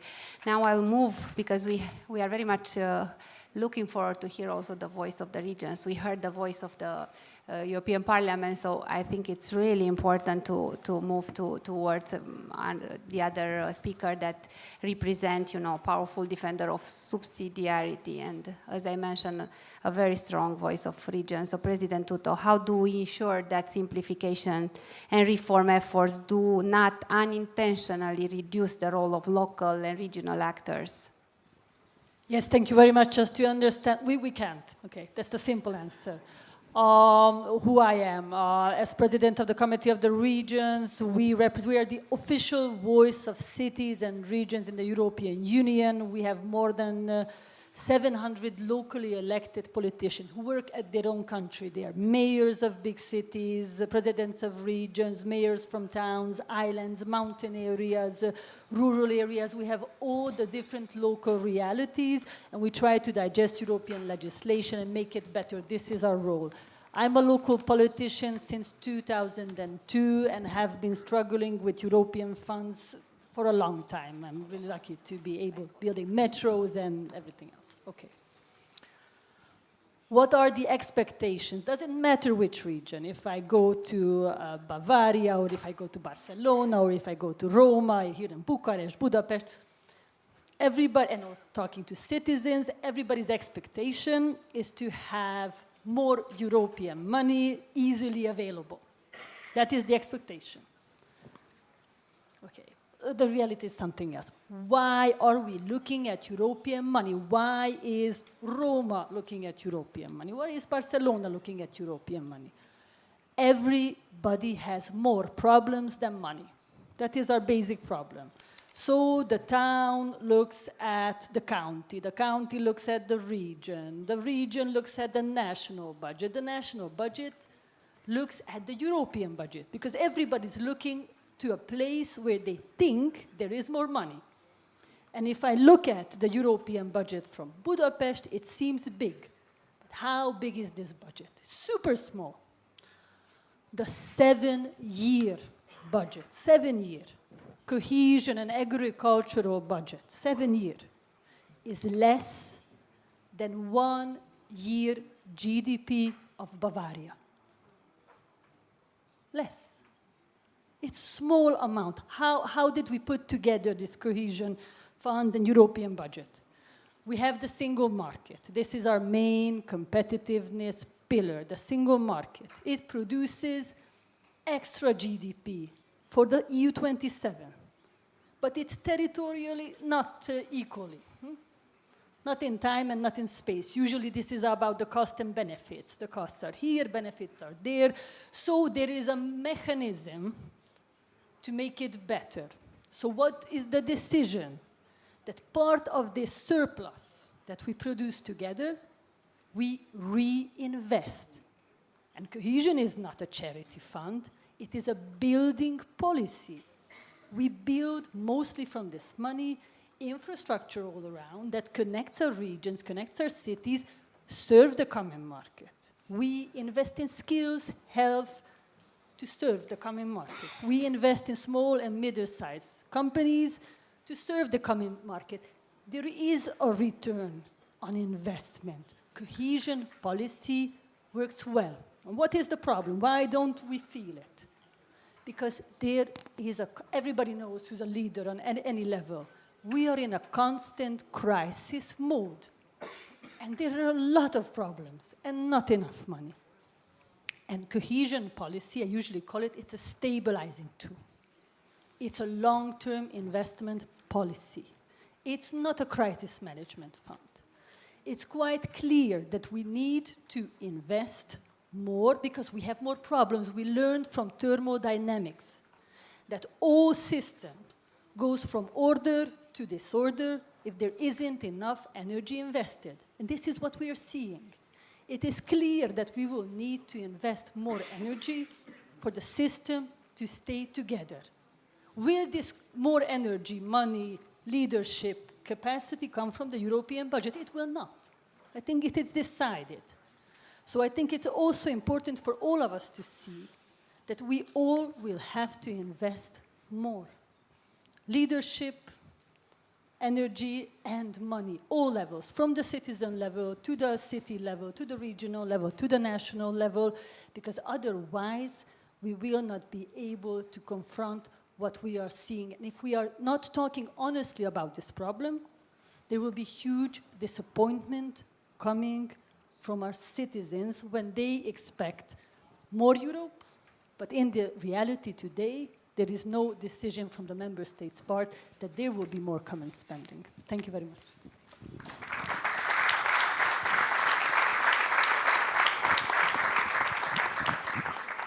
Thank you very much, President Tuto. I will take from you that cohesion loses value the moment it loses its territorial intelligence. And I will add on that cohesion, it's a building policy, and we have obvious that leverage effect, returning of investment. And as well, I will take from you that it's a stabilizer tool, not a crisis instrument, which is very much important. Thank you for your message today. Last but not the least, and I know that you are very much in a hurry, apologize for that. Minister Zygmunt, you are a result-driven architect of implementation stability. Please tell us today, what ensures predictability in cohesion programs when broader reforms and shocks reshape the policy environment, linked to what you heard about? Thank you. Well, as the last speaker on the panel, I will build up on actually what was previously said, and let me just start by something which was asked also during this panel, and this is how this cohesion policy can remain strategically relevant. First of all, Croatia is really a big supporter of the cohesion policy. We have seen very concrete effects of the implementation of the cohesion policy projects. on our GDP, which has grown from 63% at the time when Croatia acceded to the European Union to 77% nowadays, which is some 12 years later. So really there are visible results in terms of what we have implemented together with our regions on the ground. However, we have to also take into account that the world is obviously changing. We do not live in the same world, and we are not faced with the same challenges as at the time when we were designing the current multi-annual financial framework. There are challenges like demographic decline, energy crisis that we are still trying to resolve, labor market shortages that our businesses, which actually produce the added value to the market, are facing every day. So we have to see how to, through the interventions also financed from the cohesion, how we can be more competitive and how we can address some things that we actually never dreamt of. And this is that there will be war activities actually on the territory of Europe. Now, I think there is a large degree of the agreement that competitiveness should work hand in hand with cohesion, and that we should not actually look at that as two diverging directions. And I think that in trying to include our regions to continue including our regions in the implementation of the cohesion policy, we should actually build on something that is the strength of our region, and this is the diversity. We have many regions who have slightly different industrial base. We have regions with slightly different technical background and technical development. Regions which have talent, and I think this is actually that we have to capitalize on. We should look at this as the advantage rather than the disadvantage, and we should continue building on something that in the implementation of the cohesion policy has actually demonstrated some very good results, because we have achieved more productivity, we have achieved more employment through the interventions that were financed under the cohesion policy framework. And let us give the opportunity to our regions, to the citizens, to continue implement that in the same, similar or same way. Now, I think Monica mentioned the issue of the possible democratic deficit. Unless we do not involve our citizens and regions in the multi-level governance, and unless we implement the cohesion policy based on the subsidiarity principle. And I think we live today in times when the Euroscepticism unfortunately is growing. And we have to demonstrate to our citizens that they are participating in the design of the policies which are directly affecting their lives, which are directly investing in the places where they live and work. And by doing so, we can actually capitalize and build further the European integration process. This is very important for all the citizens of Europe. Now, let me just touch briefly on specific segments that are part of the proposal that was tabled by the Commission. Flexibility versus predictability. I think you also referred to that. At the moment, there is a proposal that 25% of the overall envelope should be set aside for response to the crisis, for any potential crisis in the future. At the same time, we have the policy which is a long-term development policy, which should bring long-term effects and impact to our citizens and regions in the longer period. So we are speaking here, as I said, about raising employment, reducing poverty, raising productivity, and we have to devise a plan how to arrive at that. If we set aside 1/4 of the available budget for the crisis management, I'm not sure that we have enough predictability in the long run to actually achieve what we would like to achieve in the long run. So this is something that we carefully have to think about. And secondly, we concentrate somehow our discussions today on the first pillar and national and regional partnership plans. However, we should not forget that there is a second pillar to the MFF proposal, which is directed more to competitiveness through the European Competitiveness Fund. However, the management system is quite different from what we should be doing under the first pillar respecting the principle of the subsidiarity. From the member states, it is expected that they have complementary interventions under Pillar 1 and Pillar 2. Now, I'm just asking the question, unless we know what is at least the geographical ring fencing under the Pillar 2 and how much available budget we can actually dispose of, how can we as member states ensure that there are complementary interventions between the two pillars? This is something I think that we should think about. Thank you.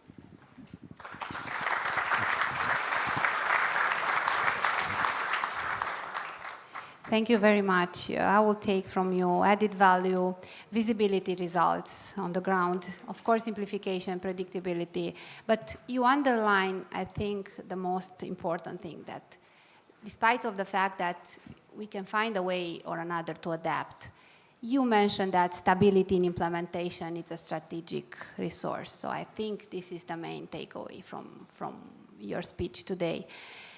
I think we were going to close our first round. I will tell you that I was deeply honored to have such a distinguished speakers. And I think few words, I know everyone is in a hurry, but few words. The first round has shown that strategic value emerges where performance, fairness, territorial insights, and institutional stability met. So I think those are the important elements that we have to look into. Thank you once again very much. And for those that are still remaining with us, we now turn to predictability and governance. We heard predictability also in this first round. But I think those two, predictability and governance, are representing the architecture through which reforms and delivery interact. Thank you once again. And now I will invite the second round of my panelists. You don't have any break, so please stay here with us.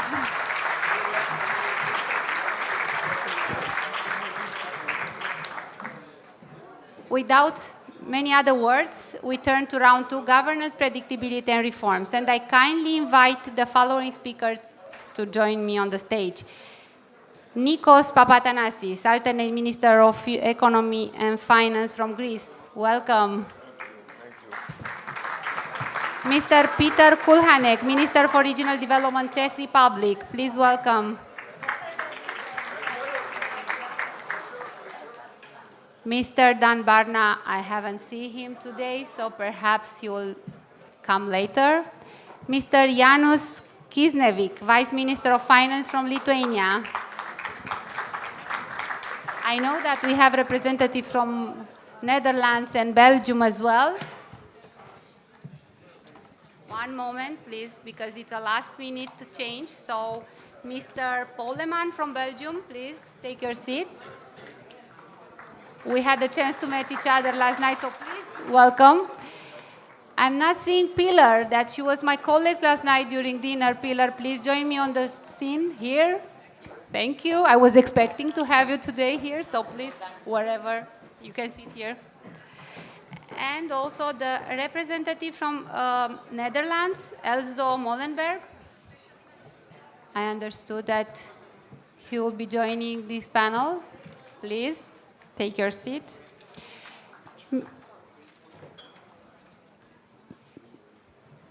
Flanders.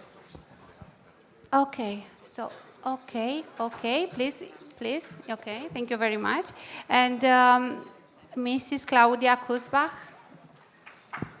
Please, Claudia, join me on the stage, wherever you can sit. Last but not the least, I've seen Alejandro. Please, Alejandro Fernandez.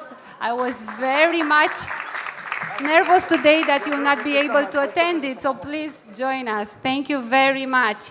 Of course, as I mentioned at the beginning, we have the same guiding question: how can cohesion remain strategically valuable through governance systems that are predictable, credible, and reform-ready? Of course, everything is under the overarching question about the strategic value.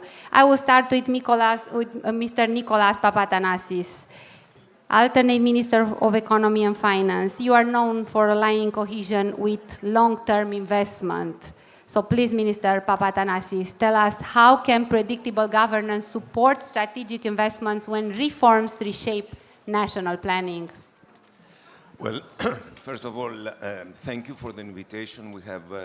Thank you, Romania. Thank you, Minister Pislaro. We have a wonderful opportunity to discuss a very serious issue. I believe that we will be discussing this issue for many, many months. And I'm sure at the end, I'm talking about the new MFF, 28-34, and I'm sure at the end, as always, as Europeans, will come into a common landing ground. So we still have a way to go. And of course, the conditions that we are discussing now are completely different from what they were in the current MFF. We are in the midterm review and we are talking about new priorities. We were not talking about these priorities if we didn't have this aggressive war. And of course, we would not talk about these priorities if we didn't have a housing problem, a water problem, if we didn't have an energy problem, if we didn't have a competitiveness problem. So we have to, in a way, merge the necessary cohesion and the solidarity that Europe has to show in all the regions with the Draghi report and the Letta report. And we have to balance the funds, so at the end we will support all our peoples, will support all our citizens, and of course we will not miss the main idea, the main European idea, that we have to provide to all the citizens a way of life, a way that actually gives them the opportunity, the same opportunity, and the children, the kids, the new generation to be on the same side of the story, of history, as we were before. Now, it is very important to see what issues we are discussing today. We're discussing about simplification and flexibility. It is very important to note that the new MFF has to give us the capacity to direct funds wherever we feel that it's more necessary for the state and the country that we live in. Of course, at the same time, we notice that we have a reduction in shared management funds, which could create a problem, because if there is more funds being directed to competitiveness, we can see certain regions to be to absorb more, so to reduce the capacity of other regions to absorb funds. So we have to be very careful in that, and also at the same time we have to be very careful, because when we have a single fund, it could create problems, balance problems between the absorption of the funds for cohesion and the absorption of the funds for competitiveness. So in other words, since we are discussing the way we go in the new MFF, we have to see our priorities. Priorities are also to meet all the demands we have for housing, and we see that in RRF as well, and in the new partnership agreement that we are in the midterm, we see that we have to redirect funds towards housing needs. Also, it is very important to note that the defense needs that we have are rising, and we have to allocate funds towards the defense needs, and at the same time to direct funds to water management. Now, Greece is entering this discussion with a prospect to resolve this problem. I'm sure this will be happening. And at the same time, I think Romania and Greece stands on the same side, supporting cohesion and supporting the effort to find a common ground to resolve this problem. Thank you. Thank you very much. Thank you very much. Indeed, at the end, we always find that common ground, you know, it's pluses and minuses, you know, because it has happened. But you mentioned very important that defense and also water management, but both are from the security perspective really important. So thank you for your message today. I will move now to Mr. Peter Kulhanek, Minister for Regional Development, Czech Republic. You are known as a pragmatic and reform-minded minister. So please today, Minister Kulhanek, tell us which simplification measure would most strengthen stability and reform readiness in cohesion delivery. Yes, thank you very much. Thanks for the opportunity to be part of this debate. I would still stress the core question of this panel, which is how to keep really the strategic value of cohesion. I think we can name clearly three principles we need to keep. The first one is to keep the identity as a treaty-based policy. That's the first one. The second one I would name is to ensure the predictability and stability of funding. And the third pillar, which is based on aligning its objectives with EU long-term priorities. In that sense, if we keep those three pillars, we reach the cohesion policy will remain the main driver of convergence. It will remain the, let's say, enabler part of the transformation with complementing the new instruments we have. At this point, I would like also to stress the added value of the cohesion policy. And it's bringing the solutions on the place-based solutions. It means on the partnership principle, what we are talking about today. We need to really reflect the real needs of the regions to make the cohesion policy strong for the future as well. And of course, the other part of the added value of cohesion policy is the support or foster the solidarity across the regions. If we keep what I mentioned just now, we will continue and remain cohesion policy relevant and definitely indispensable for strategic coherence of EU budgets. The question of balance, how to reach balance of, let's say, flexibility and predictability, we have to remind that the single plan has to be strategic, but also responsive. It means combining the flexibility with the long-term direction of cohesion policy. It means the predictability.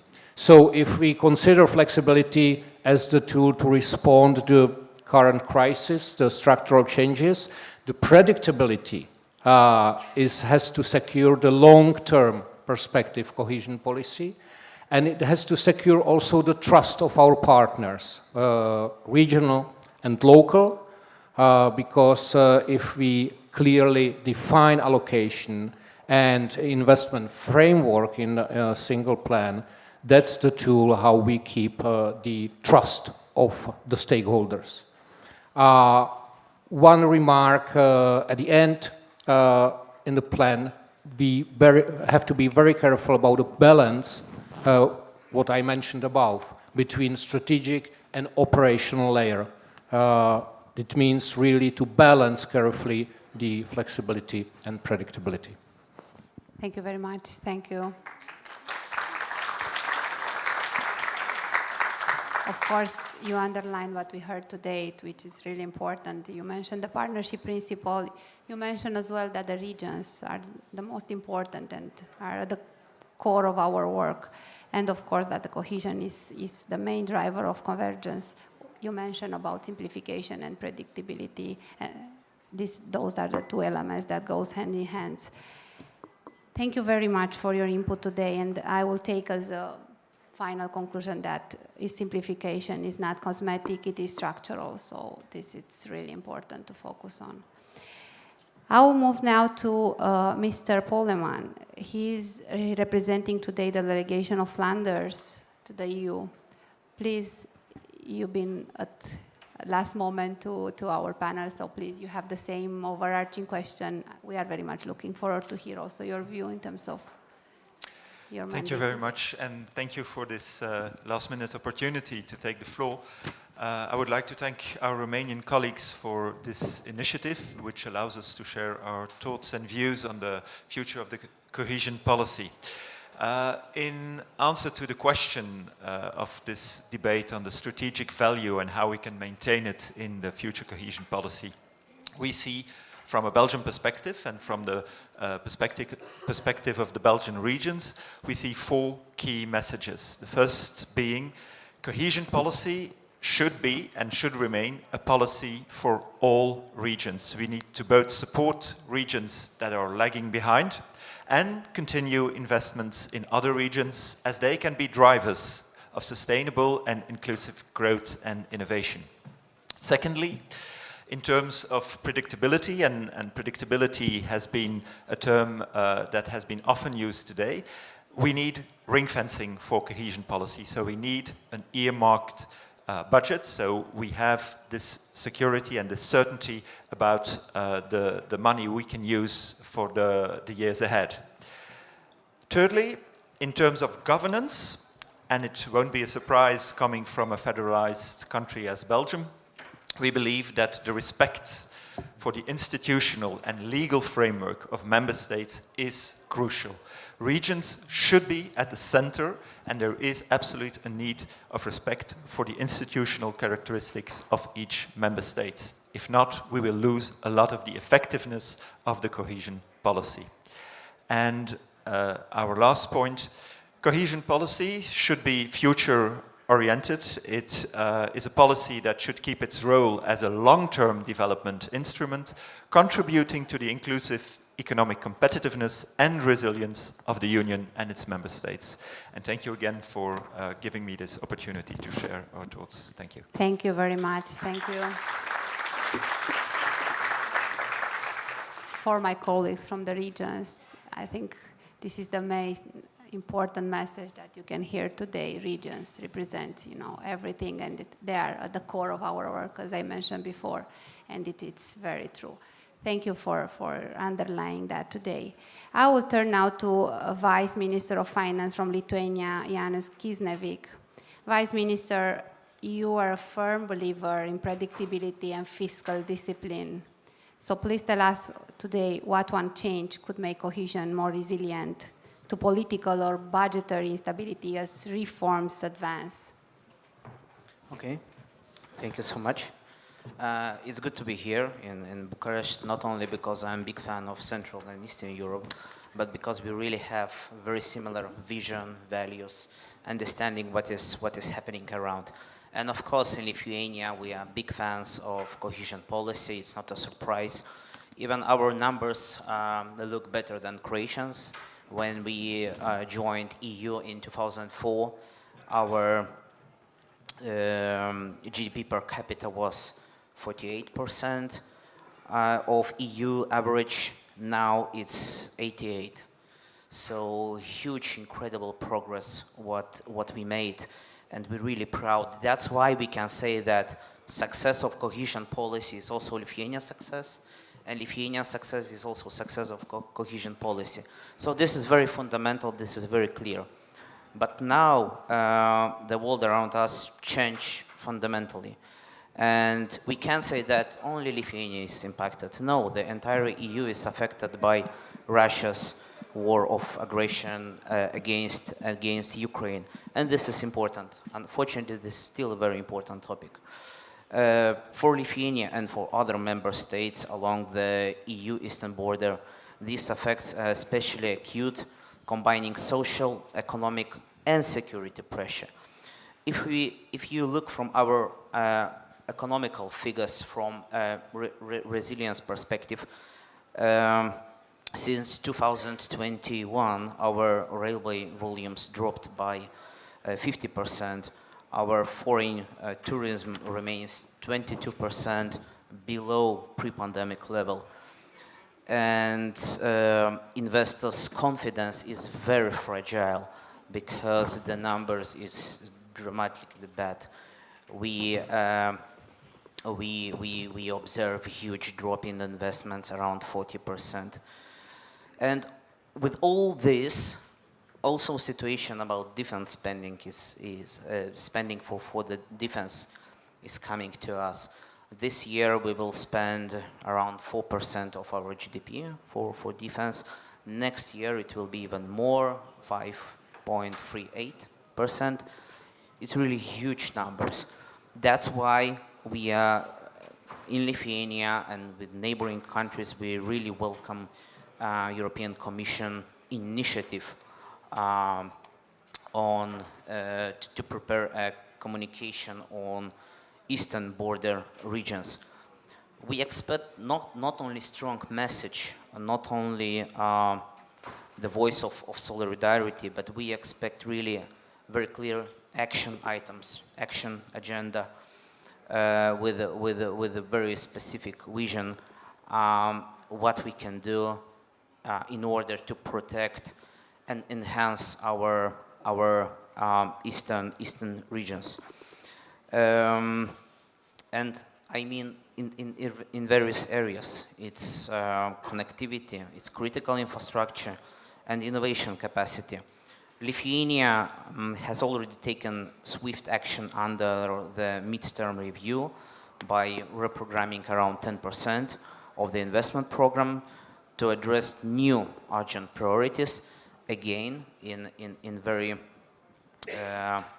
important areas like energy infrastructure, like civil security. This is new to us, but we can't ignore the reality. However, and unfortunately, our room for the future relocation is extremely limited, as calls for proposals covering more than 90% of investment program have already been launched. Therefore, future steps are needed to adequately address the challenges we face.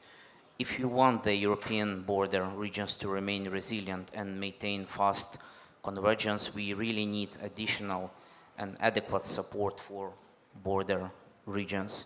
And not only for immigration, borders and security, but also for cohesion policy, so they can continue contributing to the prosperity and security of the entire Union. There are a few priorities that I also would like to clarify where European Commission has to focus on. We as Lithuania really welcome the regulatory proposals that preserve the principles which make cohesion policy unique. So it's first of all partnership approach, shared management, and place-based focus. These principles ensure that Europe's strategic goals are matched with regional realities, that investments are co-created with cities, regions, and social partners, and that no territory is left behind. Looking ahead to the post-27 period, we see three overarching priorities for Commission policy.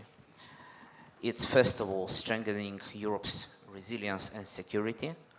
Second, boosting Europe's competitiveness. Again, without this we can't move forward and compete with China or the US. And last but not least, advancing the triple transition. So enabling regions to meet the green, digital and demographic challenges that will shape Europe's long-term development. So these priorities should reflect the common EU goals and the specific needs of individual regions. And as European Union prepares for potential future enlargement, cohesion policy will play a central role, will continue to play a central role in ensuring that new and existing member states can grow together. That's why it's good to see also Moldova representatives here. Strengthening the cohesion policy now is an investment in Europe's long-term unity and strategic readiness. Thank you so much.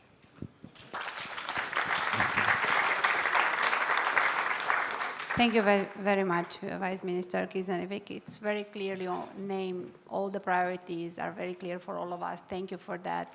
Now, because we are running out of time, I will move a bit to Pilar. She's be joining today as an ad hoc representation today, but she's very well placed because she's coming directly from the permanent representation from Brussels. So she's very much involved in all the negotiations, so she can bring that flavor and the added value that is really important for our today panel. So please, Pilar, you have the floor. Thank you very much, Theodora, and thanks indeed to the Romanian authorities for organizing this very timely and useful discussion. First, well, how can cohesion, you are asking, how can it keep its strategic value, really? I will be talking, as you requested, about predictability and flexibility as well, but first let me say something about simplification as well. So what I'm going to try to transmit what the Spanish position is, which challenges we see in the Commission's proposal, and potential solutions, and also from the perspective of a highly decentralized member state like Belgium.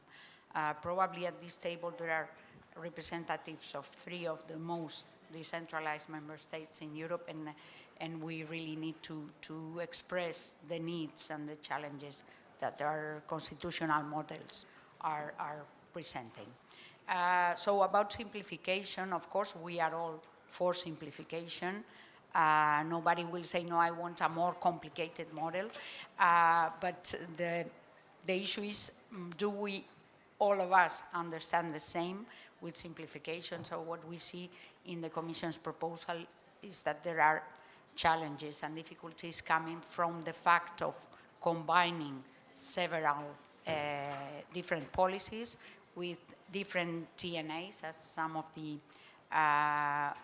speakers today were saying, and also difficulties coming from the combination of 2 different management models, one of them based on performance and another one based on certification of expenditure, which cannot be abandoned in this new proposal. So what we see is, first of all, that there's no clarity on who really is the beneficiary of this single fund. As we see it, it's very similar to the current RRF model, so it would be the member state, and this for us is creating some difficulties coming from the constitutional model, because we have to respect the policies that are assigned to the regions. And one thing that I didn't mention at the beginning, that of course we think regions are key in cohesion policy, so their role has to be maintained.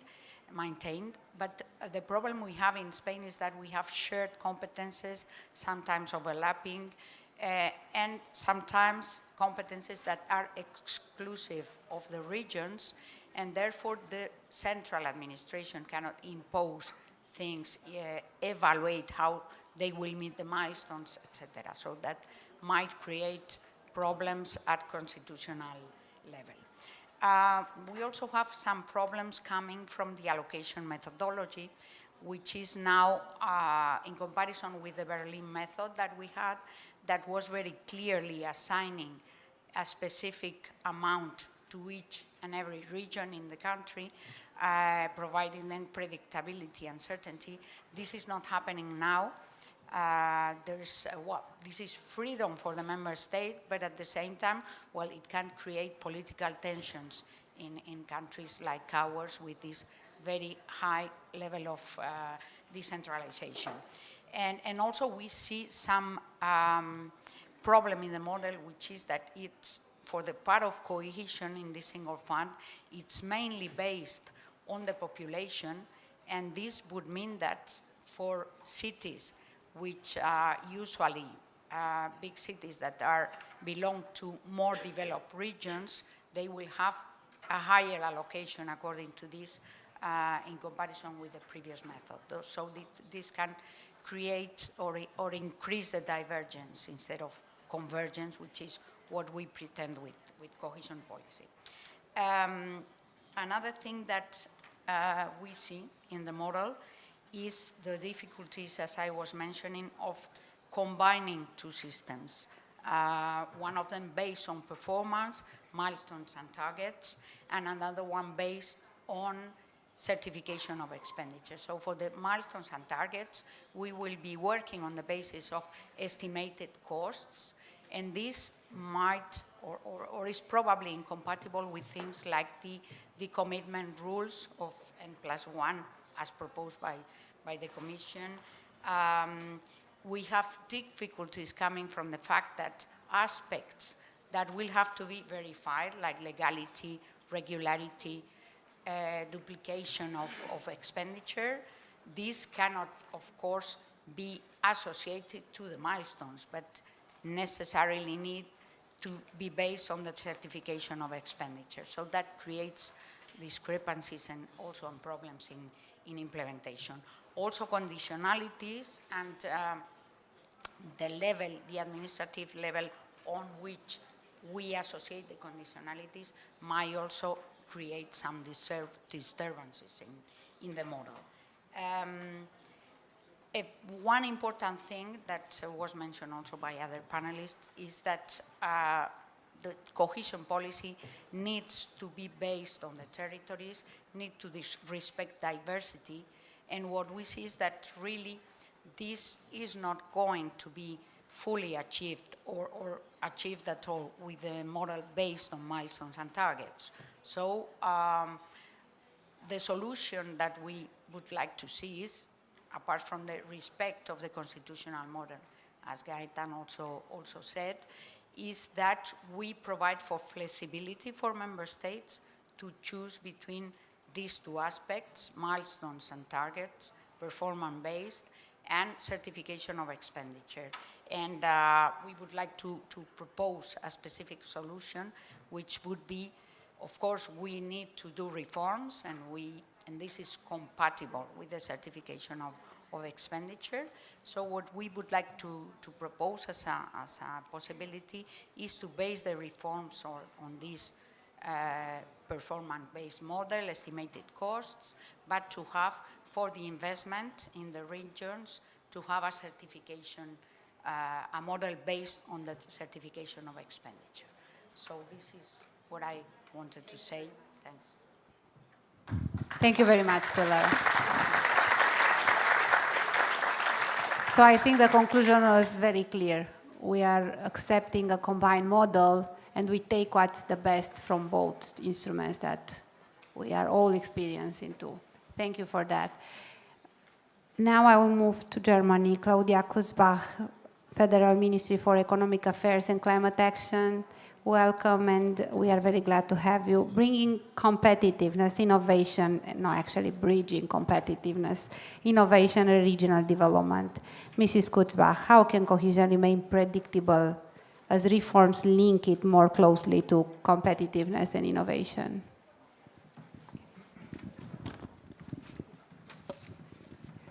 So first of all, I want to say, well, facing those different challenges we are having now, I think it's really important to have a leaner, more streamlined MFF.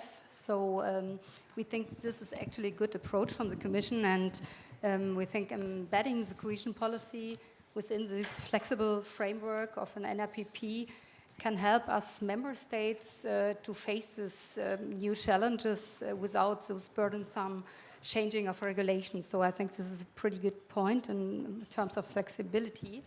But at the same time, we think we need to focus on where we want to spend our money. And this is something we think the budget is tight, like always, and it's getting tighter with a lot of challenges.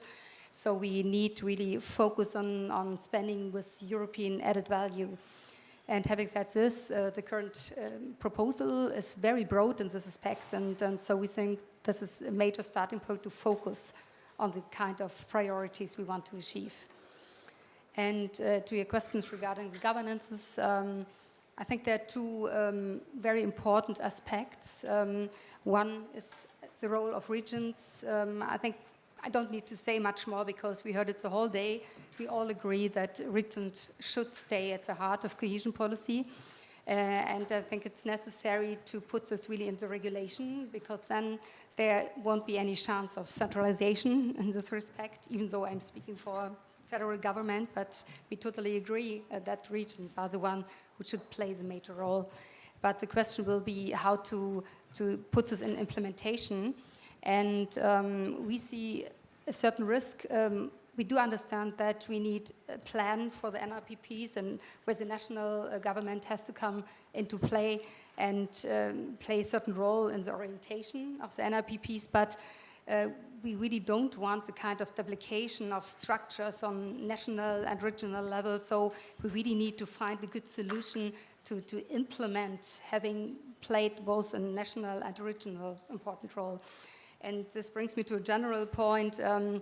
Simplification. We heard also during the day, we've been talking about simplification since decades, and so far we didn't even reach a little bit of simplification. The rules get more and more complicated, and we really see a big risk having the NRPPs. There is a complexity which will be increasing, but this has to be compensated at the same time by simplifications. And we think we member states, we did put a lot of ideas already forward to the Commission in this respect, and I really would hope for that we find together a way to really make things more simple. And I think I would stop with that because the time is running out. Thank you very much. Thank you very, very much, Claudia. You mentioned very clearly what we heard. The region has to be, has to have the specific role in the regulation directly. So this is the important part that we have to all fight for. And Alejandro, I didn't let you the last because I wanted just to pass through. I had a specific idea in my mind because you came from, you're actually, all your expertise was built on cohesion, and I think also in RP, but now you are going to speak and say from a different angle. So this is why I wanted first to hear all our interventions, and then, to have that role to draw a very important conclusion for all of us. How you see all these discussions and... Yeah. Thank you very much, Theodora. In fact, it is true. The auditors, we always arrive the last ones. So we are the last ones and criticizing what the others have decided. This is why in the court, this time, we wanted to be the first ones, and we wanted to issue our opinions on how the future cohesion policy should be. I have to say that I will refer to the report that we already did, but we are also going to give an opinion on the Commission's proposal that will be published, if everything goes according to the plan, on the 27th of January next year. How or why do we think that this is important? Because we heard here today many ideas. And as you said, I have been hearing these ideas during my all professional experience.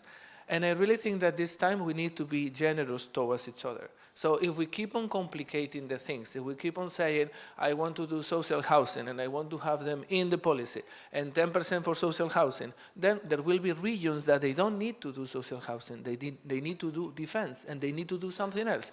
But we keep on putting rules and rules and rules. And then we arrive, the auditors, and we say, sorry, there's no proof that you did social housing, error rate, cohesion policy is not working. And this is unfair for the policy, for the citizen, for the taxpayers, for the frugals, for the friends of cohesion, for everyone. So what do we think about cohesion? In our report of future of cohesion policy, the first thing that I can summarize, or the heading is, cohesion needs to still be cohesion. So if we keep on multiplying the different objectives of cohesion, putting more and more and more and more layers of complexity, cohesion is not cohesion anymore. It's something else. It's political, it's an economical policy or something else, but it's not cohesion. Cohesion needs to be cohesion. So we don't challenge from the court whatever the legislators you decide, it's your decision. But what we say is that the more fragmented is the policy, the least effectiveness the policy will have. So The decision is yours, but we would like to have something that is respecting that cohesion needs to be cohesion. Having said this, the more earmarking, the more thematic concentration you put in the policy, the more difficult the policy becomes. Ergo, the higher probability to commit irregularities or have higher error rate. And this you have to think about it when you decide the future policy. Because yes, we are thinking how much money will I get from the competitiveness fund, how much money will I get from cohesion, but we never think on the implementation conditions, which are the key for the future. Your Minister of Finance today said, the absorption of the future depends on the definition of the rules that we do today. And that's the reality. But we always forget it. For us, when we negotiate it, and I talk about my past experience in the Council, the most important is money. How much money do I get? But then I will see how I spend it. No, this time you have to look from a different perspective. You need to understand this. Then when you talk and we refer, and the Commission is the first one referring, performance orientation, like the RRF. Well, sorry, we have said, I don't know, in every report, RRF is not performance-oriented. It's input and output-oriented, yes. But that's not performance, because you cannot measure the effectiveness of a policy. You can measure how many windows you change, but not what is the reduction on the energy consumption, not in the short term. So, yes, you pay on a different factor or a key distribution, fine, but that's not performance. So we can call it input, output, whatever, but it's not performance. Having said this, if I have to look in the future, in the past I was paying what Pilar called certification of expenditure, which I also love that term and not cost-based. So I was paying with that, and I needed to have some indicators to measure the performance. Now, if I pay with milestones and targets, I will need to measure what is the certification of expenditure. I need to keep track of the expenditure that I cannot forget. That's everywhere on our national system and European system. We need to be accountable for the public money. Nobody can pay according to no rule. That's simply non-existent. So then simplification, which is also something that we refer in our report. And I think that today we said something like everybody understands differently how simplification is. It is true. But for us, simplification is not just a reduction of OPs. That is no simplification, sorry. We heard here the commissioner. No, the commission is open to have discussions together with the member states and the regions. Good luck. Good luck. So you're going to have a fight in my country, and the country I know the best, of 17 regions and the central government plus 2 autonomous cities and the commission. Okay? No, that I want to see. But I could qualify it as not very simple myself. So yes, you reduce the number of OPs, but that is not simplification, because then the system becomes more complex. So when we talk about simplification, we have to talk about real simplification. And then when we talk about some new pairs of eyes for the future, we see a new system, and we will see, in our opinion, that we will try to put the elements that the system needs to have in order to be working. But at the same time, what I see in the proposal is that the proposal looks at the future like if they were talking about the past. So when they talk about co-financing, sorry, maybe I'm too much of an auditor now, but if I don't pay according to the certification of expenditure, so co-financing is just an hypothesis that nobody can verify. So if I have to go then as an auditor and verify, I have to check the underlying transaction. Ergo, I need to check the cost. Ergo, somebody needs to verify the cost. So they cannot say that the cost is not going to be verified. As long as I have all these rules in the regulation and they are there, me as an auditor, I have to check them. Sorry, I know that it's not the most popular thing, and most people don't want to hear it, but it will happen. We will go there and we will check it. If I have an earmarking of 12.5% for social, I will have to go and verify that of the total of investments, 12.5% went to social. And this is my role as an auditor. So yes, there has to be accountability. Simplification cannot come at the expense that nobody's looking at anything, I just pay and that's it, nothing. No, somebody will need to look. And the best for the future, the only recommendation I can make today, is that you need to have clear rules for everyone to understand from the very beginning how the system is going to work, and not to improvise at every stage, as we saw with the RRF. Suddenly we were redefining all the elements to see how they could fit. No, we have already too many elements. So another thing that I see about the future, decommitments. And then you will see in the discussions, no, N+1 or N+10 months, that's not enough. Well, it is enough or not, depending how you define the milestones and targets. So if the first milestones are not linked to investments, then for sure the commitment will not have the same impact as it had in the past. So you have to really see every element with a different narrative or with a different pair of eyes. But if we keep on comparing the two elements, if the Commission keeps on putting some,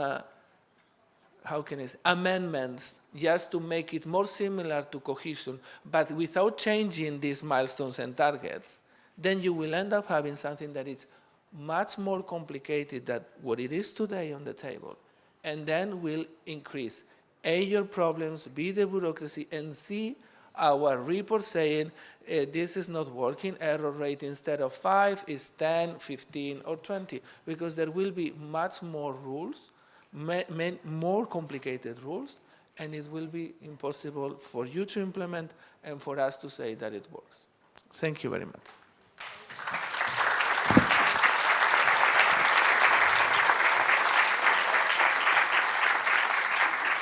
I told you that I saved, the best for the last. So we are not commenting what auditors are saying, yeah? We are just digesting, and thank you for your openness and fairness. So we are, in a way, closing our second round of discussion. Thank you really very, very much for being here with us. Just few words, and then I will invite you for an enjoyable lunch, and I think expected very much. So today's discussion shows that strategic value emerges where clarity, reforms, readiness, and territorial insight met. Cohesion policy will remain central to Europe's future if it continues to balance stability with adaptability, fairness with competitiveness, and reforms with long-term vision. Thank you once again for your insights and engagement. It has been a privilege for me to moderate this session. Thank you very much.